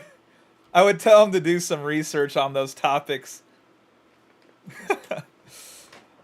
Well, I'm not here to argue with you, Mac. Unfortunately, I'm about to go shooting. I gotta leave. Unfortunately, even though it's getting good, but I'm not gonna go back and forth with you on agnostic atheists and you having to use Google to, get all of your answers. A position known as agnostic atheism. This combines not believing in God. It sounds like you're confused and you don't have any conviction in a secure belief. I mean, being agnostic already indicates that you're pretty indecisive and conflicted. But to be that conflated and confused and be an agnostic atheist, I haven't avoided any. This dude is hilarious, bro. ancient Egyptians had some very interesting, dramatic You notice how you're the only one talking the way that you're talking? Put in 5 seconds. ideas about that. So It's okay, man. Well, we can for agree example, to very disagree. briefly, there was a deity known as Marduk, and Marduk He was a Mesopotamian deity. And LOL. imagine this is sort of what happened, is that as an empire grew out of the post-Ice age, say 15,000 years ago, 10,000 years ago, all these tribes came together, and these tribes each had their own deity, their own image of the ideal. But You then clearly they started don't have to a lot occupy of the same knowledge territory, with right? how you're acting. So then one tribe had God A and one tribe had God B, and one could wipe the other one out, and then it would just be God A who wins. And again, I don't know how many times. What's hilarious is this isn't even meant to be about God. It's not a belief conversation. It's a psychological breakdown of stories. Because you only have 4 viewers. Okay there, buddy. But that's not so good because, well, maybe you want to trade with those people, or maybe you don't want to lose half your population in a war, something like that. So then you have to have an argument about whose God is going to take priority, which ideal is going to take priority. And what seems to happen is that's represented in mythology as a battle of the gods in sort of celestial space, but from a practical perspective, it's more like an streaming to ongoing more than just dialogue. YouTube, You buddy. believe this, I believe this. You believe that, I believe this. How are we going to meld that together? So you take God A and you take God B, and maybe what you do is extract God C from them, and you say, well, God C now has the attributes of A and B. And then some other tribes I already come told in, you, bro. I'm not and here then to. C I'm not takes here to them over argue too. religion So and you beliefs. get- That's not what this is Marduk, about. for example, he has a And multitude I've already of names, looked up 50 different multiple names. things. Well, and you those looked are wrong. names, at least in part, of the subordinate gods that represent. I have like 7 or 8 people on Twitch right now, plus however many people are on TikTok, plus whatever's on YouTube. Like, I'm not some crazy big streamer, but you're funny, bro. I've repeated myself. Like, you can't wrap your head around the fact that that's not what this is even meant to be about. We're not even trying to have this conversation. So, until you realize that, no, you're not, bro. You're hilarious. I've literally had my buddy hop over there. That's all right. I'm not arguing with you, bro. You're like 48 years old and you're trying to argue the wrong things. We're not even trying to have that conversation. You're agnostic, an atheist agnostic. Good for you, buddy. You can believe whatever you want and no one knows if they're right. This is a conversation. The tribes that came together to make the civilization. That's part of the process by which that guy. abstracted ideal is Just abstracted. talking, he's not You listening. think this is important, and it works because your tribe's alive, and you think this is important, and it works because your tribe is This alive. guy, Twitch. And so we'll take the best of both if we can manage it, and extract out something that's even more abstract that covers both of us if we can do it. And one of the things that's really interesting about Marduk, I'll just give you a couple of his features, but he has eyes all the way around his head. He's elected by all the other gods to be king god, so that's the first thing. That's quite cool. And they elect him because they're facing a terrible threat, sort of like a flood and a monster combined, something like that. And Marduk basically says that if they elect him top god, then he'll go out and stop the flood monster, and they won't all get wiped out. It's a serious threat. I know, It's chaos Devin. itself I know. making its comeback. At And some so all point, the gods agree. conversation And is no Marduk longer is a fruitful. new manifestation. He's got eyes all the way around his head, and he speaks magic words. And then he also goes out, and when he fights this deity called Tiamat. And we need to know that because the word Tiamat is associated with the word Tehom, T-E-H-O-M. And Tehom is the chaos that God makes order out of at the beginning of time in Genesis. So it's linked very tightly to this story. And Marduk, with his eyes and his capacity to speak magic words, goes out to confront Tiamat, who's like a watery sea dragon, something like that. It's a classic St. George story to go out and wreak havoc on the dragon. And he cuts her into pieces, and he makes the world out of her pieces. And that's the world that human beings live in. And the Mesopotamian emperor acted out Marduk. He was allowed to be emperor insofar as he was a good Marduk. And so that meant that he had eyes all the way around his head, and he could speak magic. He could speak properly. And so that we're starting to understand there at that point the essence of leadership, right? Because what's leadership? It's the capacity to see what the hell's in front of your face and maybe in every direction, and then the capacity to use your language properly in a transformative manner and to transform chaos into order. And God only knows how long it took the Mesopotamians to figure that out, and the best they could do is dramatize it, but it's staggeringly brilliant. You know, it's by no means obvious, and this chaos is a very strange thing, and this is the chaos that God wrestled with at the beginning of time. Chaos is it's half psychological and half real. There's no other way to really describe it.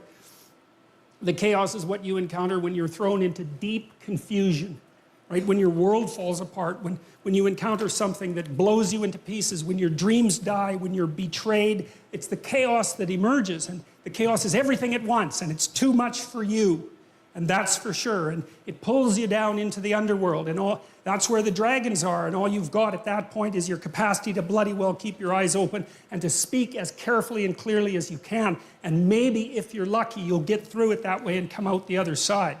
And it's taken people a very long time to figure that out. And it looks to me like the idea is erected on the platform of our ancient ancestors, maybe tens of millions of years ago, because we seem to represent that which disturbs us deeply using the same system that we use to represent like serpentile. Oh, I know, Devin. Serpentile or other carnivorous predators. And there's definitely historical evidence that support some of that. And again, it's like there's a lot of significance to the stories as well. Like the whole topic of discussion was meant to be the psychological impact and the phenomenon of these long-lasting stories.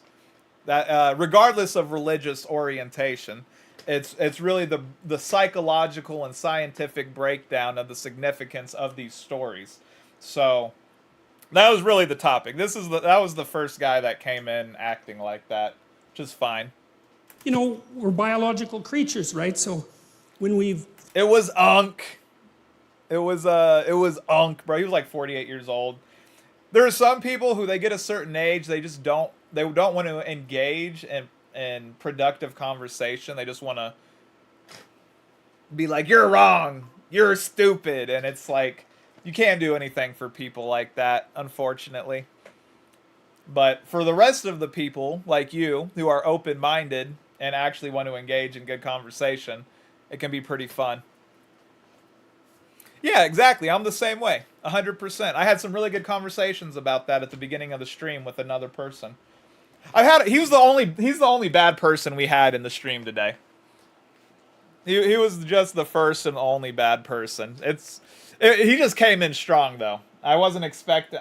I guess I gotta learn to figure out when someone isn't listening. Like, he wasn't listening. He couldn't. I told him multiple times this wasn't even a conversation about religious orientation or what you believe, and then he was just one of those people who came in like, no, you're wrong. Actually, you don't make any sense. and I gotta learn to identify those people earlier on so I don't feed back into their conversation and go back and forth.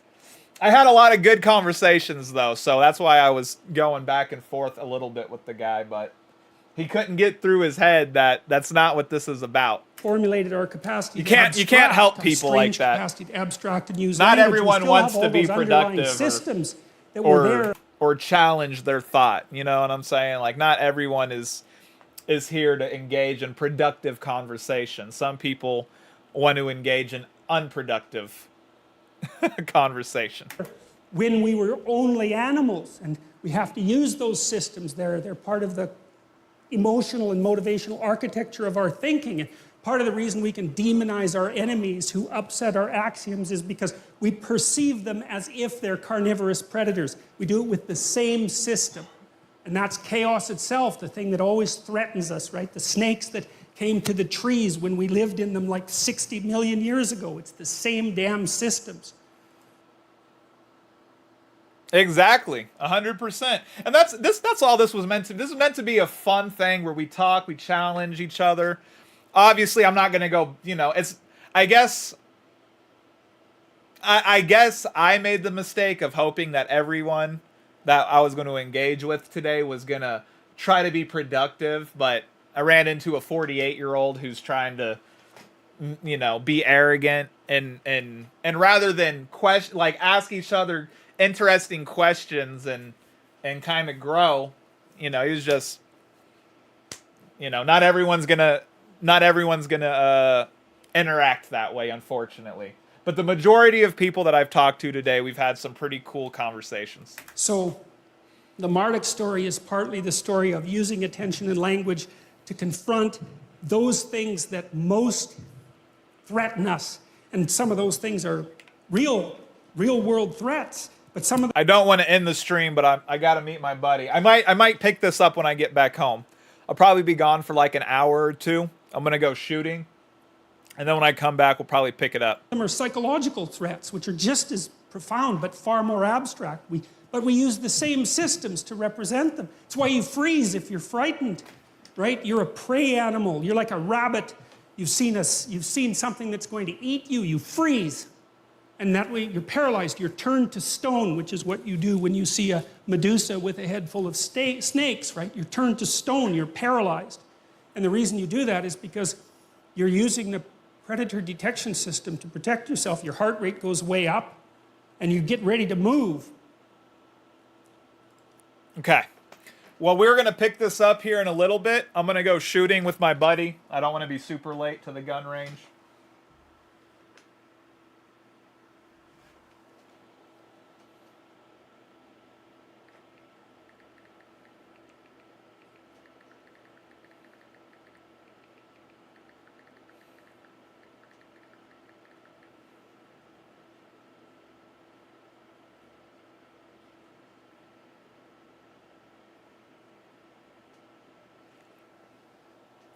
I gotta go poop, chat. That's the intellectual conversation right there. I gotta go poop. But all right, this is fun. I gotta practice how to deal with that. I'm honestly not even mad that guy came in, because that was my beginner's practice dealing with somebody like that. It was interesting. I gotta learn to not respond at a certain point. It's worth trying to see where the conversation goes, but when they start acting like that, was good practice for me to learn when to just stop feeding them attention. But yeah, this is fun. This has been fun. This has been a great stream. I'll probably be back in a couple of hours, an hour or two, and I think we're gonna finish this episode today. We're already an hour into it. There is an hour and a hour or 2 hours 38 minutes total. So yeah, we got like 2 hours left. Hey, with the lurk. I'm unfortunately ending the stream. I'm gonna raid out, but it's been a lot of fun. We're gonna pick this up here in a little bit. I'm gonna go shooting with a homie. Yeah, this was a lot of fun.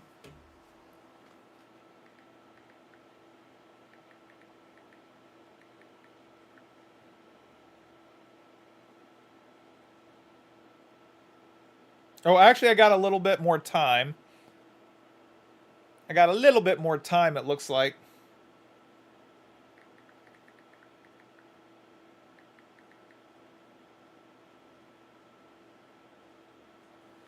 I am going to use the restroom really quick. I think I'm going to keep it playing. But I'm going to be listening and watching on my phone while I use the restroom. So I lied. We're not going to raid out yet. We got a little bit more time. My buddy is delayed. He's going to pick me up. So we are going to... Bada bing, bada boom. We're going to let this play for a little bit. And I'm going to be on my phone chatting. Things that upset us. I got to go poop. System. And then I got to go poop, chat. But I'm here. I'm watching. Is the idea that if there are things that upset you, chaotic, terrible, serpentine, monstrous, underworld things that threaten you, the best thing to do is to open your eyes and get your speech organized and go out and confront the thing and make the world out of it. And it's staggering. When I read that story and started to understand it, just blew me away that it's such a profound idea. And we know it's true too, because we know in psychotherapy, for example, that you're much better off to confront your fears head on than you are to wait and let them find you. And so partly what you do if you're a psychotherapist is you help people break their fears into little pieces, the things that upset them, and then to encounter them one by one and master them. And so you're teaching this process of eternal mastery over the strange and chaotic world. And all of that makes up some of the background. We haven't even got to the first sentence of the biblical stories yet.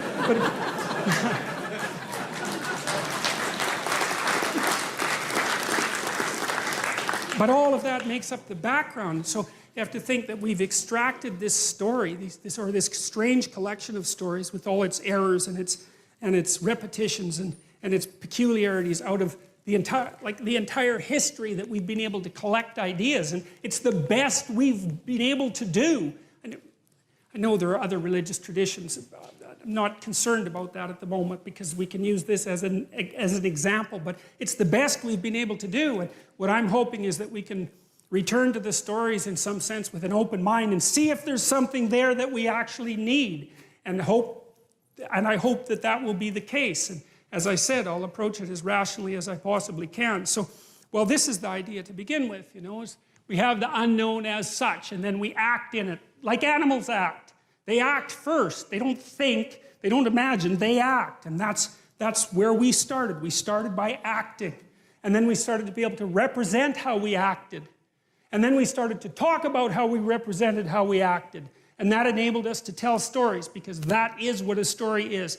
It's to tell about how you represent how you act. And so you know that, because if you read a book, what happens? You read the book and images come to mind of the people in the book behaving, right? It's one step from acting it out. You don't act it out because you can abstract. You can represent action without having to act it out. It's an amazing thing, and that's part of the development of the prefrontal cortex. It's part of the capacity for human abstract thought, is that you can pull the behavior, the representation of the behavior, away from the behavior and manipulate the representation before you enact it. That's why you think, is so that you can generate a pattern of action and test it out in a fictional world before you embody it and die because you're foolish, right? You let the representation die, not you, and that's why you think. And so that's partly what we're trying to do with these stories.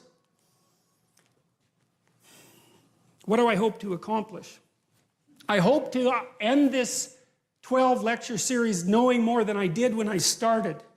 That's my goal, because I said that, I'm not telling you what I know. I'm trying to figure things out, and this is part of the process by which I'm doing that. And so I'm doing my best to think on my feet. I come prepared, but I'm trying to stay on the edge of my capacity to generate knowledge and to make this continually clearer and to get to the bottom of things. And so I'm hoping that that's what I want to accomplish, and it seems like people are interested in that, so then we're going to try to accomplish that together. And so that's the plan, and the idea is to see if there's something at the bottom of this amazing civilization that we've managed to construct that I think is in peril for a variety of reasons. And maybe if we understand it a little bit better, we won't be so prone just to throw the damn thing away, which I think would be a big mistake. And to throw it away because of resentment and hatred and bitterness and historical ignorance and jealousy and the desire for destruction and all of that. It's like, I don't want to go there. It's a bad idea to go there, and we need to be grounded better. And so, hopefully, we'll see how this works. All right, so how do I approach this? Well, first of all, I think in evolutionary terms, as far as I'm concerned, the cosmos is 15 billion years old, and the world is 4.5 billion years old, and there's been life for 3.5 billion years, and there were creatures that had pretty developed nervous systems 300 to 600 million years ago, and we were living in trees as small mammals 60 million years ago, and we were down on the plains between 60 million and 7 million years ago, and that's about when we split from chimpanzees, and modern human beings seem to emerge about 150,000 years ago, and civilization pretty much after the last ice age, something after 15,000 years ago. Not very long ago at all, And that's the span across which I want to understand. That's the span across which I want to understand. I want to understand why we are the way we are, looking at life in its continual complexity, right from the beginning of life itself. And there's some real utility in that because we share attributes with other animals, even animals as simple as crustaceans, for example, have nervous system properties that are very much like ours, and it's very much worth knowing that. And so I think in an evolutionary way, I think it's a grand and remarkable way to think because it has this incredible time span, right? It's this amazing, I mean, people at the end of the 19th century, middle of the 19th century, thought the world was about 6,000 years old. I mean, 15 billion years old, that's a lot more, right? It's a lot grander, it's a lot bigger, but it's also a lot more frightening and alienating in some sense because, you know, the cosmos has become so vast, it's either easy for human beings to think of themselves as trivial specks on a trivial speck out some misbegotten hellhole end of the galaxy among hundreds of millions of galaxies, right? It's very easy to see yourself as nothing in that span of time, and that's a real challenge for people, and I think it's a mistake to think that way. Because I think consciousness is far more than we think it is, but it's still something we have to grapple with. I'm a psychoanalytic thinker, and what that means is that I believe that people are collections of subpersonalities and that those subpersonalities are alive. They're not machines. They have their viewpoint, they have their wants, they have their perceptions, they have their arguments, they have their emotions. They're like low-resolution representations of you. You know, when you get angry, it's a very low-resolution representation of you. It only wants rage, or it only wants something to eat, or it only wants water, it only wants sex. It's you, but shrunk and focused in a specific direction. All those motivational systems are very, very ancient, very archaic, and very, very powerful. And they play a determining role in the manner in which we manifest ourselves. And as Freud pointed out with the id, we have to figure out how to take all those underlying animalistic motivations and emotions and civilize them in some way so that we can all live in the same general territory without tearing each other to shreds, which is maybe the default position of both chimpanzee and humanity.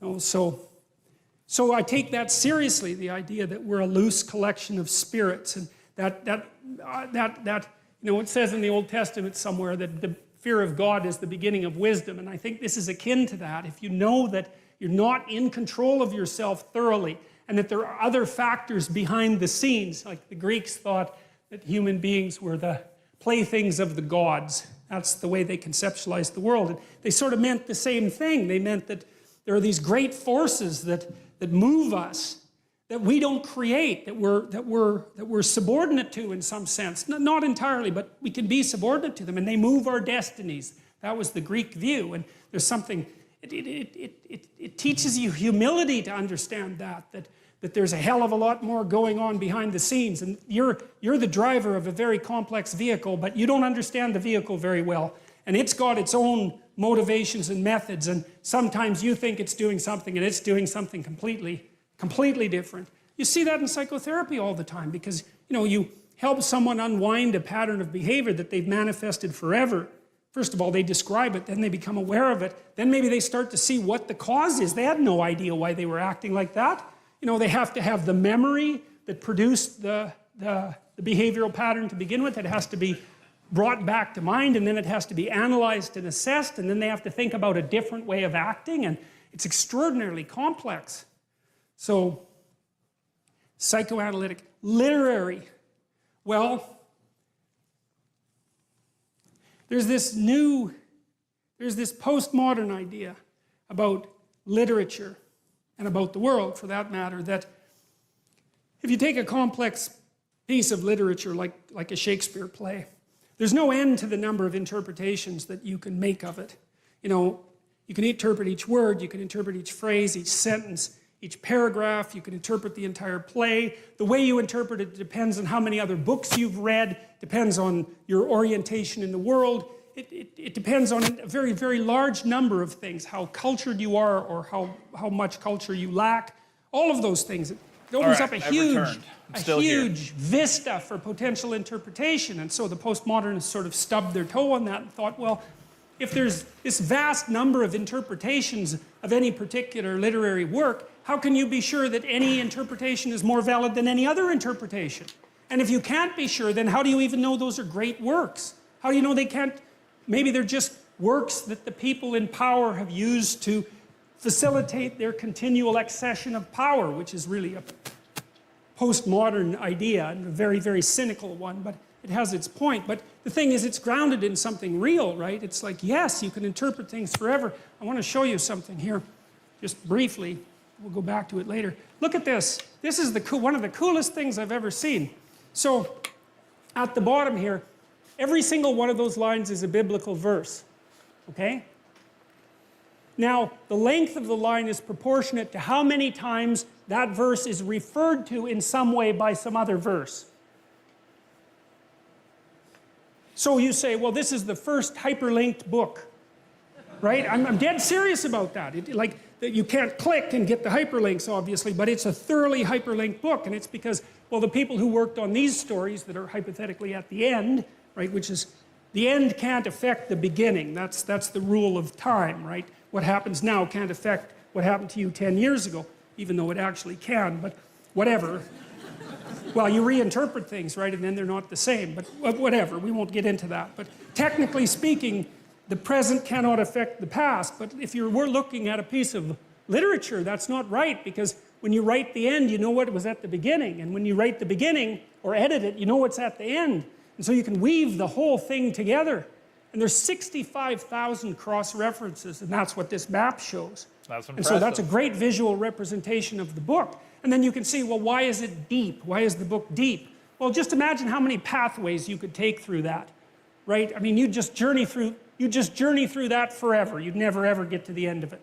There's permutations and combinations, and every phrase is dependent on every other phrase, and every verse is dependent on every other, not entirely, but 65,000 is not a bad start. And so... It's impressive. Okay, well, so that's another issue in some sense that seems to make the postmodernist critique even more correct. How in the world are you going to extract out a canonical interpretation of something like that? It's like it's not possible. But here's the issue, as far as I can tell. So the postmodernists extended that critique to the world. They said, look, well, a text is complicated enough. You can't extract out a canonical interpretation. What about the world? The world's way more complicated than a text, and so there's an infinite number of ways that you can look at the world. And so how do we know that any one way is better than any other way? And that's a good question. Now, the postmodern answer was, we can't. And that's not a good answer, because you drown in chaos under those circumstances, right? You can't make sense of anything. And that's not good, because it's not neutral to not make sense of things. It's very anxiety-provoking. It's very depressing, because if things are so chaotic that you can't get a handle on them, your body defaults into emergency preparation mode, and your heart rate goes up, and your immune system stops working, and like you burn yourself out. You age rapidly because you're surrounded by nothing you can control. That's an existential crisis, right? It's anxiety-provoking and depressing, very hard on people. And even more than that, it turns out that the way that we're constructed neurophysiologically is that we don't experience any positive emotion unless we have an aim and we can see ourselves progressing towards that aim. It isn't precisely attaining the aim that makes us happy. As you all know, if you've ever attained anything, because as soon as you attain it, then the whole little game ends. Then you have to come up with another game, right? So it's Sisyphus. And that's okay, but it does show that the attainment can't be the thing that drives you, because it collapses the game. That's what happens when you graduate from university. It's like you're king of the mountain for one day, and then you're like surf at Starbucks for the next 5 years, you know? So, yeah. So what happens is that human beings are weird creatures, because we're much more activated by having an aim and moving towards it than we are by attainment. And what that means is you have to have an aim, and that means you have to have an interpretation. And it also means that the nobler the aim, that's one way of thinking about it, the better your life. And that's a really interesting thing to know, because, you know, you've heard ever since you were tiny that you should act like a good person, and you shouldn't lie, for example. And you might think, well, why the hell should I act like a good person, and why not lie? I mean, even a 3-year-old can ask that question, because smart kids learn to lie earlier, by the way. And they think, well, why not twist the fabric of reality? so that it serves your specific short-term needs? I mean, that's a great question. Why not do that? Why act morally? If you can get away with something and it brings you closer to something you want, well, why not do it? These are good questions. It's not self-evident. Well, it seems to me tied in with what I just mentioned. It's like you destabilize yourself and things become chaotic. That's not good. And if you don't have a noble aim, then you have nothing but shallow, trivial pleasures, and they don't sustain you. And that's not good because life is so difficult, it's so much suffering, it's so complex. It ends and everyone dies and it's painful. It's like without a noble aim, how can you withstand any of that? You can't. You become desperate, and once you become desperate, things go from bad to worse very rapidly when you become desperate. And so there's the idea of the noble aim. And it's not something, it's something that's necessary. It's the bread that people cannot live without, right? That's not physical bread. It's the noble aim. And what is that? Well, it was encapsulated in part in the story of Marduk. It's to pay attention. It's to speak properly. It's to confront chaos. It's to make a better world. It's something like that. And that's enough of a noble aim so that you can stand up without, cringing at the very thought of your own existence, so that you can do something that's worthwhile to justify your wretched position on the planet. So now the literary issue is that, look, you take a text, you can interpret it a variety of ways, but that's not right. This is where the postmodernists went wrong, because what you're looking for in a text, and in the world for that matter, is sufficient order and direction. So then we have to think, well, what does sufficient order and direction means? Well, you don't want to suffer so much that your life is unbearable, right? That just seems self-evident. Pain argues for itself.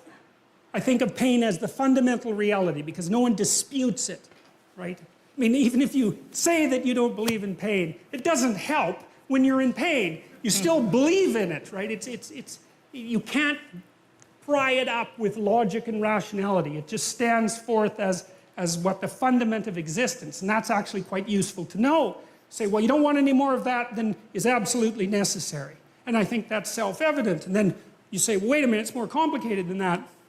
You don't want any more of that that's necessary today, but also not tomorrow and not next week and not next month and not next year. So however you act now, better not compromise how you're going to be in a year, because that would just be counterproductive. That's part of the problem with short-term pleasures, right? It's like act in haste, repent at leisure. Everyone knows exactly what that means. So you have to act in a way that works now and tomorrow and next week and next month and so forth. And so you have to take your future self into account. And human beings can do that. And taking your future self into account isn't much different than taking other people into account, right? Because I remember there's this Simpson episode, and Homer downs a quart of mayonnaise and vodka. He says, Marge says, you shouldn't really do that. And Homer says, that's a problem for future Homer. I'm sure glad I'm not that guy. That's funny. That's so ridiculously comical, But you see, we have to grapple with that. And so the you that's out there in the future is sort of like another person.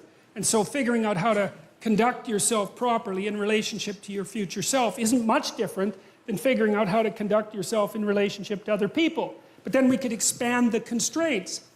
Not only does the interpretation that you extract have to protect you from suffering and give you an aim, but it has to do it in a way that's iterable, so it works across time, and then it has to work in the presence of other people so that you can cooperate with them and compete with them in a way that doesn't make you suffer more. And people they're not that tolerant. They have choices. They don't have to hang around with you. They can hang around with any one of these other primates. And so if you don't act properly, at least within certain boundaries, it's like you're just cast aside. And so people are broadcasting information at you all the time about how you need to interpret the world so they can tolerate being around you. And you need that because socially isolated, you're insane and then you're dead. No one can tolerate being alone for any length of time. We can't maintain our own sanity without continual feedback from other people because it's too damn complicated. So you're constrained by your own existence, and then you're constrained by the existence of other people. And then Interesting. you're also constrained by the world. You know, if I read Hamlet and what I extract out of that is the idea that I should jump off a bridge, it's like it puts my interpretation to an end rather quickly. It doesn't seem to be optimally functional, let's say. And so an interpretation is constrained by the reality of the world, it's constrained by the reality of other people, and it's constrained by your reality across time. And there's only a small number of interpretations that are going to work in that tightly defined space. And so that's part of the reason that the postmodernists are wrong. It's also part of the reason, by the way, that AI people who've been trying to make intelligent machines have had to put them in a body. Because it turns out that you just can't make something intelligent in some sense without it being embodied. And it's partly for the reasons that I just described, is you need constraints on the system before, you need constraints on the system so that the system doesn't drown in an infinite sea of interpretation. It's something like that. So that's the literary end of it. Moral.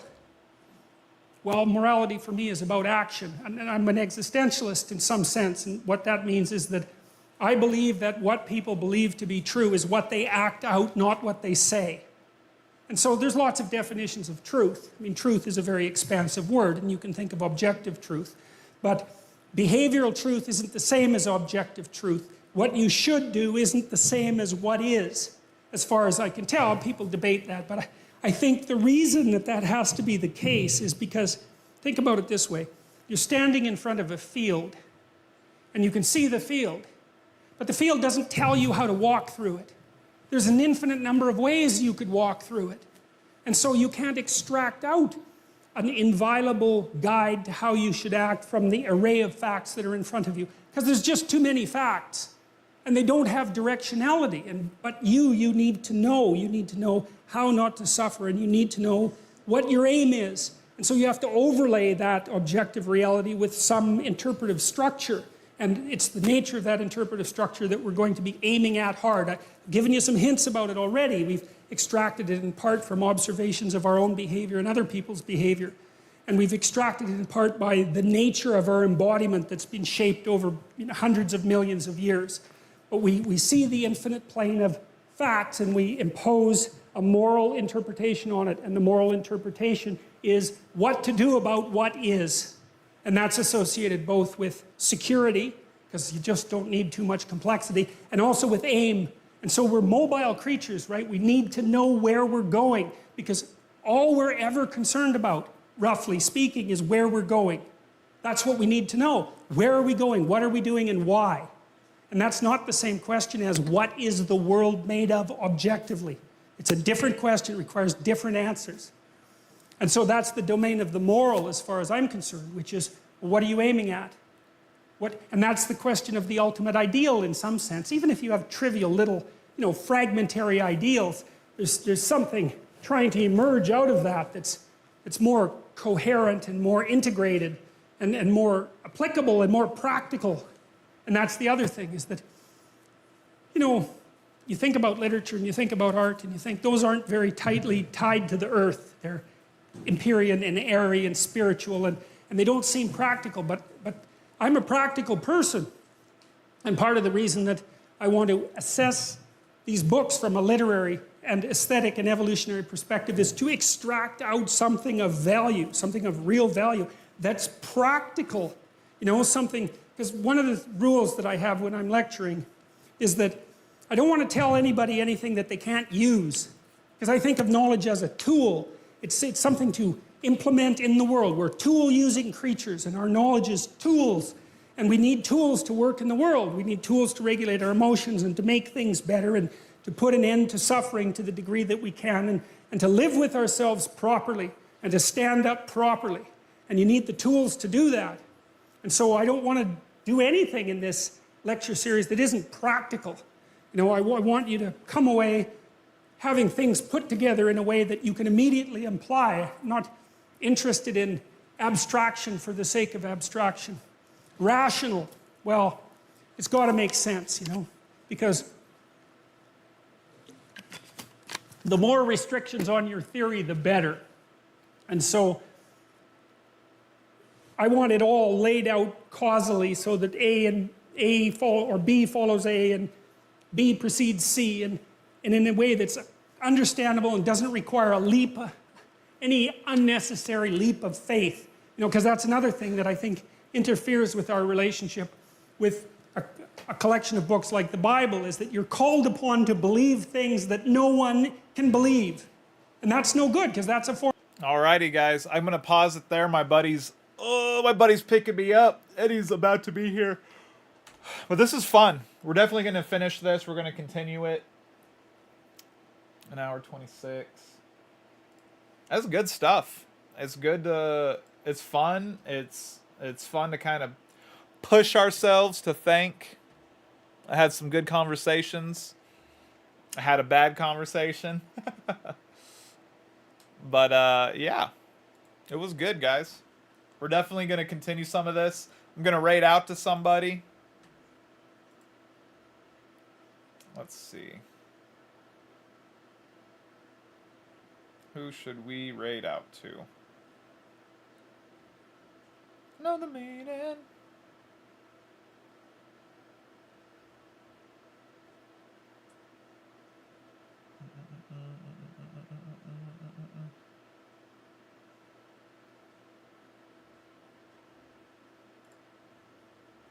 Appreciate y'all hanging out with me. We're gonna continue that. That was a lot of fun. I'm gonna raid out to good old Caps fan. Pretty chill guy. He doesn't have any viewers right now, so show him some love. He's playing some NBA 2K26. But yeah, I'll be live again later today. I appreciate y'all rocking with me. It was good. We had good conversations. Food for thought. And yeah, we're gonna do some more of that. That was fun, guys. I appreciate y'all hanging out. I hope everyone has a happy Sunday. If I don't see y'all later, it was good hanging out with you guys this morning. And then if I do see you guys later, I look forward to seeing y'all in a little bit. But have a great day, everybody, and I'll catch you on the flip-flop. Deuces!